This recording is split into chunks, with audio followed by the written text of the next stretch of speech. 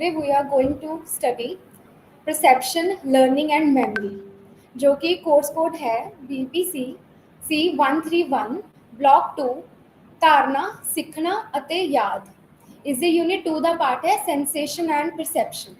So in sensation and perception it goes hand in hand. Sensation अपनी perception ਦਾ part है. Perception ਇੱਕ vast term ਹੈ ਜਿਹਦੇ ਵਿੱਚ sensation ਇੱਕ ਲੋੜਵੰਦ ਸਾਬਿਤ ਹੁੰਦਾ ਹੈ. ਸੈਂਸੇਸ਼ਨ ਯਾਨੀ ਜੋ ਆਪਾਂ ਮਹਿਸੂਸ ਕਰ ਪਾਉਂਦੇ ਆ, ਜੋ ਆਪਣੇ ਬੋਡੀ ਦੇ ਵਿੱਚ ਆਪਾਂ ਜਿਹੜੇ ਆਪਣੇ ਸੈਂਸਿਸ ਨੇ ਉਹਨਾਂ ਦੇ ਥਰੂ ਜਿਹੜੀ ਇਨਫੋਰਮੇਸ਼ਨ ਆਪਾਂ ਗੈਦਰ ਕਰ ਪਾਉਂਦੇ ਆ। ਹੁਣ ਆਪਣੀ ਸੈਂਸਿਸ ਦੇ ਵਿੱਚ ਕਿਹੜੇ 5 ਐਲੀਮੈਂਟਸ ਆਉਂਦੇ ਨੇ?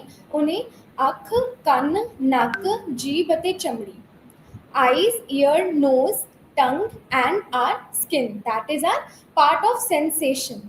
ਹੁਣ ਜਿਹੜੀਆਂ ਆਪਣੀਆਂ ਅੱਖਾਂ ਨੇ ਉਹ ਆਪਣੀਆਂ ਅੱਖਾਂ ਕੀ ਕੰਮ ਕਰਦੀਆਂ ਨੇ? ਆਪਣੇ ਆਸ-ਪਾਸ ਜੋ ਵੀ ਆਪਾਂ ਨੂੰ ਦਿਖ ਪਾ ਰਿਹਾ ਹੈ ਉਹ ਆਪਾਂ ਆਪਣੀ ਅੱਖਾਂ ਦੇ ਥਰੂ ਦੇਖ ਪਾਉਂਦੇ ਹਾਂ। ਅੱਖਾਂ ਜੋ ਕਿ ਛੋਟਾ ਜਿਹਾ ਇੱਕ ਟਾਈਨੀ ਪਾਰਟ ਹੈ ਆਪਣੀ ਪੂਰੀ ਬੋਡੀ ਦਾ, ਸਭ ਤੋਂ ਅਨਮੋਲ ਤੇ ਸਭ ਤੋਂ ਛੋਟਾ ਪਾਰਟ ਹੈ ਜੋ ਬਹੁਤ ਵੱਡੀ ਚੀਜ਼ ਸਟੋਰ ਕਰਕੇ ਆਪਣੀ ਬ੍ਰੇਨ ਤੱਕ ਇਨਫੋਰਮੇਸ਼ਨ ਲੈ ਕੇ ਜਾਂਦਾ ਹੈ। ਅੱਖਾਂ ਆਪਣੇ ਕੋਲ ਦੋ ਹੁੰਦੀਆਂ ਨੇ ਤੇ ਦੋਨਾਂ ਅੱਖਾਂ ਦਾ ਅਲੱਗ-ਅਲੱਗ ਕੰਮ ਹੈ। ਮਤਲਬ ਦੋਨੋਂ ਜਿਹੜੀਆਂ ਅੱਖਾਂ ਇੱਕ ਜਿਹੜੀ ਆਪਣੀ ਰਾਈਟ ਆਈ ਹੈ ਉਹ ਆਪਣੀ ਰਾਈਟ ਸਾਈਡ ਦਾ ਇਨਫੋਰਮੇਸ਼ਨ ਕਲੈਕਟ ਕਰਦੀ ਹੈ ਤੇ ਜਿਹੜੀ ਆਪਣੀ ਲੈਫਟ ਆਈ ਹੈ ਉਹ ਲੈਫਟ ਸਾਈਡ ਤੇ ਲੈਫਟ ਸਰਾਊਂਡਿੰਗ ਦਾ ਜਿੰਨੀ ਵੀ ਇਨਫੋਰਮੇਸ਼ਨ ਉਹ ਕਲੈਕਟ ਕਰਕੇ ਆਪਣੇ ਬ੍ਰੇਨ ਨੂੰ ਇਨਫੋਰਮੇਸ਼ਨ ਦਿੰਦੀ ਹੈ। ਆਪਣੀ ਆਈਜ਼ ਦੋਨੋਂ ਇਕੱਠੇ ਹੀ ਵਰਕ ਕਰਦੀ ਹੈ। ਜੇ ਆਪਾਂ ਇੱਕ ਅੱਖ ਦੇ ਨਾਲ ਦੇਖਦੇ ਹਾਂ ਤਾਂ ਆਪਾਂ ਆਪਣਾ ਪੂਰਾ ਇਨਵਾਇਰਨਮੈਂਟ ਆਪਣਾ ਪੂਰਾ 360 ਡਿਗਰੀ ਐਂਗਲ ਦੇ ਨਾਲ ਨਹੀਂ ਦੇਖ ਪਾਉਂਦੇ, ਬਟ जब आप दोनों आईज का इस्तेमाल करते हैं we are able to look at the 360 degree angle. आप सारी चीज़ों को देख पाने आप up down right and left side rotate करके देख पाने कि अपने आसपास क्या है, अपने जिन्नी भी अपने सामने जो भी अपन 360 डिग्री एंगल च दिख पा रहे हैं वो सारी इन्फॉर्मेशन अपनी आईज कलैक्ट करते हैं। आई कैन बी मोनोक्यूलर और बाइनोक्यूलर एंड अपनी आईज में काफ़ी सारे यह जे पार्ट्स ने ਜਿਹੜੇ ਅਲੱਗ-ਅਲੱਗ ਇਨਫੋਰਮੇਸ਼ਨ ਇਕੱਠੀ ਕਰਦੇ ਆ ਆਪਣੇ ਆਊਟਰ ਵਰਲਡ ਤੋਂ ਆਪਣੇ ਇਨਰ ਵਰਲਡ ਤੱਕ ਲੈ ਕੇ ਜਾਣ ਦੇ ਲਈ, ਐਂਡ ਇਸ ਦਾ ਡਾਇਰੈਕਟ ਕੰਟੈਕਟ ਹੁੰਦਾ ਆਪਣੇ ਬ੍ਰੇਨ ਦੇ ਫਾਈਬਰਸ ਦੇ ਨਾਲ, ਆਪਣੇ ਨਰਵਸ ਦੇ ਨਾਲ। ਜੋ ਆਪਣੀ ਆਈ ਦੇ ਨਾਲ ਕਨੈਕਟਡ ਨਰਵਸ ਹੁੰਦੀਆਂ ਨੇ ਉਹ ਆਪਣੀ ਇਨਫੋਰਮੇਸ਼ਨ ਆਪਣੇ ਬ੍ਰੇਨ ਦੇ ਜਿਹੜੇ ਆਪਟਿਕ ਨਰਵ ਹੈ ਉਸ ਤੱਕ ਲੈ ਕੇ ਜਾਂਦਾ ਹੈ, and they are all combined together to bring the information from outside world to inner world.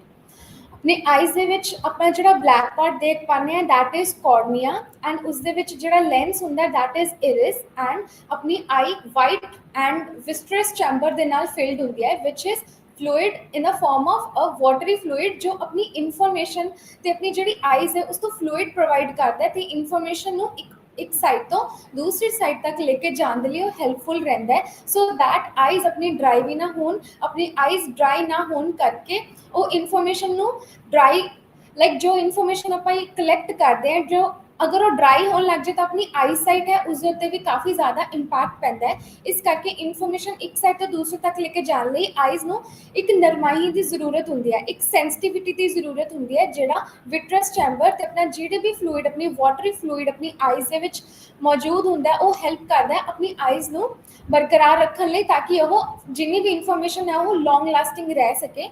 And जिहड़ी अपनी इरिस है अपनी जिहड़ी विट्रस चैंबर है ये सारे अपने आईज के पार्ट ने जो inner middle and outer information को कलैक्ट कर पाती है वन बाय वन। ये स्टेजिस बाय स्टेजिस वर्क करती है थ्रू द लाइट। जो अपनी आईज के सामने कोई लाइट चल रही है वो लाइट पहला आउटर इन्वायरमेंट तो अपने कॉर्निया तक अपने लेंस तक पहुंचेगी एंड वो लेंस तो बाद अपने विट्रस चैंबर तक होंदे हुए अपने ऑप्टिक नर्व के नाल कनैक्ट करते करते अपने ब्रेन के नर्व्स के नाल जुड़ के उसको इन्फॉर्मेशन सेंड करती है।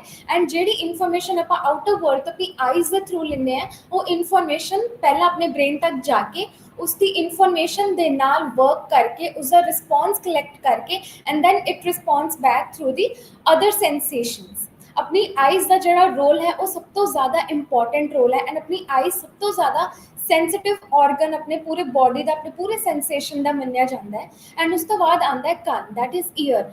ईयर भी अपने को दो ने एंड ईयर भी इसका भी सेम ही इंपैक्ट रहता है जिमें अपनी बॉडी के अपनी आई का काम है। जिमें ही आई आउटर इन्वायरमेंट तो अपने इनर इन्वायरमेंट तक इन्फॉर्मेशन कलैक्ट करके लेके जाती है तो उसी के बेसिस से आप अपनी इन्फॉर्मेशन बाहर रिस्पॉन्स के थ्रू लेके जाते हैं। उदा ही कान भी अपना उदा ही काम करती है। अपने right and left year right side ਤੇ ਲੈਫਟ ਸਾਈਡ ਦੀ ਇਨਫੋਰਮੇਸ਼ਨ ਨੂੰ ਕਲੈਕਟ ਕਰਕੇ ਆਪਣੇ ਤੱਕ ਲੈ ਕੇ ਆਉਂਦੀ ਹੈ। ਐਂਡ ਆਪਣੇ ਜਿਹੜਾ ਕੰਨ ਹੈ, ਜਿਹੜਾ ਆਪਾਂ ਨੂੰ ਬਾਹਰੋਂ ਕੰਨ ਦਿਖਦਾ ਹੈ, ਉਸ ਦਾ ਰੋਲ ਡਿਫਰੈਂਟ ਹੁੰਦਾ ਹੈ। ਤੇ ਆਪਣੇ ਜਿਹੜੇ ਇਨਰ ਚੈਂਬਰ ਹੈ, ਆ ਆਪਣਾ ਪਿੰਨਾ ਹੁੰਦਾ ਹੈ, ਪਿੰਨੇ ਤੋਂ ਲੈ ਕੇ ਆਪਣੇ ਜਿਹੜਾ ਹੋਲ ਹੈ, ਆਪਣਾ ਈਅਰ ਹੋਲ ਤੋਂ ਆਪਣੇ ਮਿਡਲ ਪਾਰਟ ਐਂਡ ਆਪਣੇ ਇਨਰ ਈਅਰ ਤੱਕ ਇਸ ਦੇ ਅਲੱਗ-ਅਲੱਗ ਰੋਲਸ ਰਹਿੰਦੇ ਨੇ। जो अपना आउटर ईयर है वो इन्फॉर्मेशन कलैक्ट करके अपने नर्व फाइबर के नाल उस वो इन्फॉर्मेशन ट्रैवल करती है। The sound travels through the information which we gain from our environment. वो इन्फॉर्मेशन अपने कान तक मिडल ईयर तक जाके अपना जो ईयर ड्रम है, ईयर ड्रम के कोल खड़ के ईयर ड्रम जब उसनों एक इन्फॉर्मेशन पास करता है कि हुणे इन्फॉर्मेशन अंदर लेके जाने लायक है, तो फिर वो इन्फॉर्मेशन विद द वेव वो अपनी इन्फॉर्मेशन अंदर जा पाती है। कुछ चीज़ों के लिए अपना जो आउटर ईयर है वो वर्क इदा करता है कि जो भी कीड़ा मकोड़ा होंगे या कोई भी यह जी चीज़ जो अपने कान के लिए हार्मफुल हो सकती है उस चीज़ तो बचा के रखता अपना आउटर ईयर। जो अपने आउटर ईयर का वर्क यह है कि अपने इनर ईयर जो कि बहुत सेंसिटिव होंगे है, क्योंकि जो अपने कान का पर्दा होंगे वो सिर्फ इन्फॉर्मेशन किसी एक सीमा तक ही इन्फॉर्मेशन को कंट्रोल ते उसको लर्न ते ग्रास्प कर पाता है। हर एक चीज़ अपने कान के लिए सही भी नहीं होंगी हैगी। कई बार कोई कीड़ा मकोड़ा आ सकता है, कई बार पानी होंगे है, पानी अपने जो कान के पर्दे में लग जाए तो वो काफ़ी ज़्यादा हार्मफुल हो सकता है। तो कई बार अपने कान की जो एक सुनने की शक्ति होंगी है वो भी जा सकती है। इस करके कान के लिए उसनों सेफ गार्ड करने के लिए अपने आउटर ईयर का लोड़ पैंदी है अपने लिए। तो फिर ये इन्फॉर्मेशन जिमें कोई वाटर है या कुछ भी अपने कान में डायरैक्ट कॉन्टैक्ट ना हो सके अपने ईयर ड्रम में, इस करके इसका वरतों इदा की जाती। जो अपना कान है, जो अपना ईयर ड्रम है, वो एक बहुत ज़्यादा सेंसिटिव पार्ट तो अपना एक सेंसिटिव रोल प्ले करता है। जी इन्फॉर्मेशन जे कोई आवाज़ है, कोई बहुत तेज़ आवाज़ है, कोई बहुत उच्ची आवाज़ है, वो अपने कान सुनने की शक्ति इन्नी नहीं होंगी हैगी। ਆਪਾਂ कुछ ही हज़ार्ड्स तक ਆਪਾਂ हर्ट्स तक वो आवाज़ ਨੂੰ सुन सकते। ਜਿਹੜਾ अपना कान है, राइट एंड लैफ्ट ईयर का अपना अलग रोल रहता है। अपन अपने लिए दोनों ही कान की इंपॉर्टेंस जरूरी होंगी है। आप ये नहीं है कि आप एक कान नाल सुन रहे हैं तो दूसरे कान की जी एक लोड़ है वो घट जाती है, बल्कि दोनों कान 50-50 नाल वर्क करता है। 50% अपने राइट साइड इन्फॉर्मेशन एंड 50% अपनी लैफ्ट साइड। एंड कुछ आवाज़ ऐसा होंगी है जी आप दोनों कन्ना दे नाल ही आप प्रॉपरली सुन पाते हैं, क्योंकि जिदा आप कोई सॉन्ग सुनते हैं, कोई साउंड होंगे है, कुछ वाइब्रेशनस होंगे ने, कई बार एक कान के लिए नहीं बल्कि दोनों कान की इन्फॉर्मेशन जो इकट्ठी करके अपने कान तो अपने ब्रेन तक जाती है, ताही वो इन्फॉर्मेशन ज़्यादा हैल्पफुल होंगी है। कई बार एक कान तो आवाज़ बहुत दूर तो सुनाई देती है, पर दोनों कान के इस्तेमाल के नाल आप किसी चीज़ की बरीकी के नाल उसको सुन पाते हैं। अपना जो कान है, जो अपना इनर पार्ट है ईयर का, जो ईयर ड्रम के नाल कनैक्टेड है, ईयर ड्रम तो सीधा अपने जोड़े नर्व फाइबर्स है वो अपने बिल्कुल ब्रेन के नाल कनैक्टेड होंगे, जिहदे नाल अखां भी कनैक्टेड होंदियां ने। अपनी आई एंड अपना ईयर जेडे ब्रेन दे नाल जुड़िया होंदा है, ब्रेन के फाइबर्स के नाल वो सेम ही होंदा है। ये दोनों सेम ही अपनी इन्फॉर्मेशन अपने ब्रेन के पार्ट तक लेके जाती है। एंड वो इन्फॉर्मेशन अपने मूवमेंट के लिए अपन हैल्प करता है, रिस्पॉन्स देने के लिए अपन बहुत ज़्यादा हैल्प करता है। जोड़ा कान का जोड़ा पार्ट है, दोनों कान का पर्दा है जोड़ा, वो दोनों पार्ट सेंसिटिविटी के नाल रिलेटेड होंगे ने। And that's why they are sensation, they are the part of sensation, क्योंकि उसकी जी इन्फॉर्मेशन है काफ़ी हद तक वो बाहर ही रह जाती है, जो चीज़ की जरूरत अपन नहीं होंगी हैगी। ये इन्फॉर्मेशन अपना कान इकट्ठा करता है कि अपन इन्फॉर्मेशन मेनली केड़ी चाहिए है, ताकि आप अगे उसको अपने ब्रेन के फाइबर्स तक लेके जा सकीए। एंड उसके बाद आप जी इन्फॉर्मेशन कलैक्ट की है अपने राइट साइड तो उन्होंने आप अपने लैफ्ट हैंड आप अपनी इन्फॉर्मेशन आउटर वर्ल्ड में इनर तो लेके आउटर वर्ल्ड तक लेके जा सकीए। एंड वही रिस्पॉन्स अपना उसी चीज़ का रिस्पॉन्स होता है। It is the response towards our stimuli. Stimulus होंदा है जेड़ा पार्ट अपने लाइक हो रहा अपने वातावरण अपने इन्वायरमेंट दे विच हो रहा है। हो सकता है कि कोई मैं किसी दे नाल गल कर रही हूँ तो वो जो भी इन्फॉर्मेशन मैनू दे रहा वो स्टिमुलस है, वो स्टिमुलस तो लेकिन मैं किद्दां दा रिस्पॉन्स कर रही हूँ वो मेरा इन्वायरमेंटल तो रिस्पॉन्स है। मान लो हुण अपने किसी भी चीज़ के लिए अपन कल अपना कोई टेस्ट है, हुण टेस्ट के लिए अपना हार्ट पल्पिटेशन करेगा कि कल ही टेस्ट मैंने तैयारी करनी है पर मैनू आंदा नहीं है तो मैनू पढ़ना पएगा। हुण टेस्ट क्या है, वो जो अपने लिए टेस्ट है that is our stimulus. Stimulus जो हो रहा अपने इन्वायरमेंट के विच, ਹੁਣ ਉਹ ਸਟਿਮੂਲਸ ਦੇ ਨਾਲ ਜੁੜ ਕੇ ਆਪਣਾ ਰਿਸਪੌਂਸ ਕੀ ਆ ਰਿਹਾ ਹੈ, ਉਸ ਸਟਿਮੂਲਸ ਦੇ ਨਾਲ ਜੁੜਿਆ ਹੋਇਆ ਉਹ ਆਪਣਾ ਰਿਸਪੌਂਸ ਹੈ। ਹੁਣ ਰਿਸਪੌਂਸ ਕਿਆ ਹੋਏਗਾ, ਮੈਂ ਡਰ ਦੇ ਨਾਲ ਮੈਂ ਪੜੂੰਗੀ, ਉਹ ਮੇਰਾ ਰਿਸਪੌਂਸ ਹੈ। ਹੋ ਸਕਦਾ ਹੈ ਕਿ ਮੇਰਾ ਰਿਸਪੌਂਸ ਉਸ ਸਟਿਮੂਲਸ ਦਾ ਰਿਸਪੌਂਸ ਇੱਦਾਂ ਰਹੇ ਕਿ ਮੈਨੂੰ ਕੋਈ ਪਰਵਾਹ ਹੀ ਨਹੀਂ ਹੈ, ਟੈਸਟ ਹੈ, ਇਟਸ ਓਕੇ, ਮੈਂ ਜ਼ਿਆਦਾ ਮੇਰੇ ਲਈ ਇੰਪੋਰਟੈਂਟ ਉਹ ਰੋਲ ਪਲੇ ਨਹੀਂ ਕਰ ਰਿਹਾ ਲਾਈਫ ਦੇ ਵਿੱਚ, ਤਾਂ ਮੈਂ ਉਸ ਲਈ ਨਹੀਂ ਪੜੂੰਗੀ। ਹੁਣ ਇਹ ਚੀਜ਼ ਕਿਆ, ਇਹ ਮੇਰੇ ਲਈ ਇੱਕ ਸੈਕਿੰਡ ਰਿਸਪੌਂਸ ਹੈ। ਹੁਣ ਰਿਸਪੌਂਸ ਹਰ ਇੱਕ ਇਨਸਾਨ ਦਾ ਡਿਪੈਂਡ ਕਰਦਾ ਹੈ ਉਹਨਾਂ ਦੇ ਉੱਤੇ ਕਿ ਉਹਨਾਂ ਨੇ ਉਸ ਚੀਜ਼ ਦਾ ਰਿਸਪੌਂਸ ਕਿੱਦਾਂ ਕਰਨਾ ਹੈ। ਆਪਣੇ ਇਨਵਾਇਰਨਮੈਂਟ ਦੇ ਵਿੱਚ ਕਿੰਨੀਆਂ ਚੀਜ਼ਾਂ ਨੇ ਜੋ ਐਜ਼ ਅ ਸਟਿਮੂਲਸ ਰਿਸਪੌਂਸ ਆਪਾਂ ਦੇ ਪਾਉਂਦੇ ਹਾਂ, ਪਰ ਉਹ ਡਿਪੈਂਡ ਕਰਦਾ ਹੈ, ਹਰ ਇੱਕ ਦੀ ਅਪਰੋਚ ਉਹ ਸਟਿਮੂਲਸ ਨੂੰ ਲੈ ਕੇ ਡਿਫਰੈਂਟ ਰਹਿੰਦੀ ਹੈ। ਐਂਡ ਦੈਟਸ ਵਾਈ ਆਪਾਂ ਉਹੀ ਚੀਜ਼ ਨੂੰ ਆਪਾਂ ਸਮਝ ਪਾਉਂਦੇ ਹਾਂ ਕਿ ਹਰ ਇੱਕ ਦੇ ਬਿਹੇਵ ਕਰਨ ਦਾ ਤਰੀਕਾ ਡਿਫਰੈਂਟ ਹੁੰਦਾ ਹੈ, ਕਿਉਂਕਿ ਉਹਨਾਂ ਦਾ ਜੋ ਉਹਨਾਂ ਨੂੰ ਸਹੀ ਲੱਗਦਾ ਹੈ ਪ੍ਰਾਇੋਰਿਟੀ ਵਾਈਜ਼, ਉਹ ਉਸੇ ਤਰੀਕੇ ਦੇ ਨਾਲ ਉਸ ਚੀਜ਼ ਨੂੰ ਰਿਸਪੌਂਸ, ਉਸ ਚੀਜ਼ ਨੂੰ ਟੈਕਲ ਕਰਨਾ ਚਾਹੁੰਦੇ ਹਨ। ਐਂਡ ਦੈਟਸ ਹਾउ ਜਿਹੜਾ ਆਪਣਾ ਈਅਰ ਹੈ, ਉਹ ਈਅਰ ਆਪਣੀ ਇਨਫੋਰਮੇਸ਼ਨ ਆਪਣੇ ਕੰਨ ਤੱਕ ਲੈ ਕੇ ਜਾ ਪਾਉਂਦਾ ਹੈ। ਇਹ ਆਪਣਾ ਸੈਕਿੰਡ ਮੇਨ ਆਰਗਨ ਹੈ, ਜਿਹੜੀ ਆਪਣੀ ਆਈਜ਼ ਤੋਂ ਬਾਅਦ ਆਪਣਾ ਈਅਰ ਜੋ ਆਪਣਾ ਇੱਕ ਮੇਨ ਰੋਲ ਪਲੇ ਕਰਦਾ ਇਨਫੋਰਮੇਸ਼ਨ ਆਪਣੇ ਬਾਹਰਲੀ ਦੁਨੀਆ ਤੋਂ ਅੰਦਰ ਤੱਕ ਕਲੈਕਟ ਕਰਨ ਦੇ ਵਿੱਚ। ਐਂਡ ਦੈਨ ਕਮਸ ਨੱਕ, ਨੱਕ ਨੋਜ਼, ਨੋਜ਼ ਆਪਣੇ ਟੂ ਨੋਸਟ੍ਰਿਲਸ ਨੇ ਆਪਣੇ ਨੋਜ਼ ਦੇ ਅੱਗੇ। ਐਂਡ ਜਿਹੜਾ ਵੀ ਆਪਾਂ ਬਾਹਰੋਂ ਆਊਟਰ ਲੈਵਲ ਤੋਂ ਆਪਣਾ ਨੋਜ਼ ਦੇਖ ਪਾਉਂਦੇ ਹਾਂ, that is for the safety purpose. ਇਹ ਇਸ ਨੂੰ ਸੇਫ ਕਰਕੇ ਰੱਖਦਾ, ਕਿਉਂਕਿ ਜਿਹੜੀ ਵੀ ਚੀਜ਼ ਆਪਾਂ ਸਮੈਲ ਕਰ ਪਾਉਂਦੇ ਹਾਂ, ਕਈ ਵਾਰ ਉਹ ਸਟਰੋਂਗ ਸਮੈਲ ਹੁੰਦੀ ਹੈ, ਲਾਈਟਰ ਹੁੰਦੀ ਹੈ, ਕੁਝ ਸਮੈਲ ਆਪਾਂ ਨੂੰ ਅੱਛਾ ਫੀਲ ਕਰਵਾਉਂਦੀ ਹੈ, that could be fragrance of a perfume or a rose petal, ਔਰ ਕੋਈ ਵੀ ਇਹੋ ਜਿਹੀ ਚੀਜ਼ ਜਿਹਦੀ ਸਮੈਲ, ਜਿਸ ਦੀ ਖੁਸ਼ਬੂ, ਖਾਣਾ ਕੀ ਬਣਿਆ, ਇਹ ਚੀਜ਼ ਆਪਾਂ ਨੂੰ ਕੌਣ ਦੱਸ ਪਾਉਂਦਾ, ਆਪਣਾ ਨੱਕ ਦੱਸ ਪਾਉਂਦਾ ਹੈ ਕਿ ਕਿਹੜੀ ਚੀਜ਼ ਦੀ ਸਮੈਲ ਅੱਛੀ ਹੈ, ਕਿਹੜੀ ਨਹੀਂ ਹੈ, ਐਂਡ ਕਿਹੜੀ ਚੀਜ਼ ਆਪਣੇ ਨੱਕ ਨੂੰ ਜ਼ਿਆਦਾ ਚੜ੍ਹ ਰਹੀ ਹੈ, ਜਾਂ ਕਿਹੜੀ ਚੀਜ਼ ਆਪਾਂ ਨੂੰ ਪਲੀਜ਼ਿੰਗ ਇਫੈਕਟ ਦੇ ਰਹੀ ਹੈ। ਇਹ ਆਪਣੇ ਟੂ ਨੋਸਟ੍ਰਿਲਸ ਨੇ ਉਹ ਹੈਲਪ ਕਰਦੀ ਹੈ। ਐਂਡ ਇਸ ਦੇ ਨਾਲ ਨਾਲ it helps us to take breath and release the oxygen and take the oxygen time to time. ਇਹ ਆਪਾਂ ਨੂੰ ਹੈਲਪ ਕਰਦਾ ਕਿ ਆਪਾਂ ਜਿਹੜੀ ਆਪਾਂ ਸਾਹ ਲੈਣ ਦੀ ਆਪਣੀ ਜਿਹੜੀ ਪ੍ਰਕਿਰਿਆ ਹੈ, ਉਹ ਆਪਾਂ ਨੂੰ ਹੈਲਪ ਕਰਦਾ to take the breath inwards and outwards. And ਇਸ ਦੇ ਨਾਲ ਕੀ ਹੁੰਦਾ, ਆਪਣੀ ਜਿਹੜੀ ਪੂਰੀ ਬਾਡੀ ਦਾ ਫੰਕਸ਼ਨ ਹੈ ਉਹ ਚੱਲਦਾ ਰਹਿੰਦਾ ਹੈ। ਇਸੇ ਦੇ ਨਾਲ ਨਾਲ ਆਪਾਂ ਕੁਝ ਚੀਜ਼ਾਂ ਦੀ ਖੁਸ਼ਬੂ ਸਮਝ ਪਾਉਂਦੇ ਹਾਂ, ਕਿਹੜੀ ਚੀਜ਼ ਦੀ ਕਿੱਦਾਂ ਦੀ ਖੁਸ਼ਬੂ ਹੈ, ਕਿਹੜਾ ਖਾਣਾ ਬਣਿਆ, ਆਪਾਂ ਨੂੰ ਉਸ ਚੀਜ਼ ਦੇ ਉਸਦੀ ਫ੍ਰੈਗਨੈਂਸ ਤੋਂ ਹੀ ਪਤਾ ਚੱਲ ਜਾਂਦਾ ਹੈ ਕਿ ਅੱਜ ਖਾਣਾ ਕਿੱਦਾਂ ਦਾ ਬਣਿਆ। ਐਂਡ ਕਈਆਂ ਦੀ ਇਹੀ ਸ਼ਕਤੀ ਬਹੁਤ ਜ਼ਿਆਦਾ ਸਟਰੋਂਗ ਹੁੰਦੀ ਹੈ ਕਿ ਕਈਆਂ ਨੂੰ ਥੋੜੀ ਜਿਹੀ ਸਮੈਲ ਤੋਂ ਹੀ ਪਤਾ ਚੱਲ ਜਾਂਦਾ ਹੈ ਕਿ ਕਿੱਥੋਂ ਸਮੈਲ ਆ ਰਹੀ ਹੈ, ਜਾਂ ਕਿੱਥੋਂ ਫ੍ਰੈਗਨੈਂਸ ਆ ਰਹੀ ਹੈ, ਜਾਂ ਫਿਰ ਕਿਆ ਆਪਣੇ ਇਨਵਾਇਰਨਮੈਂਟ ਦੇ ਵਿੱਚ ਚੱਲ ਰਿਹਾ ਹੈ।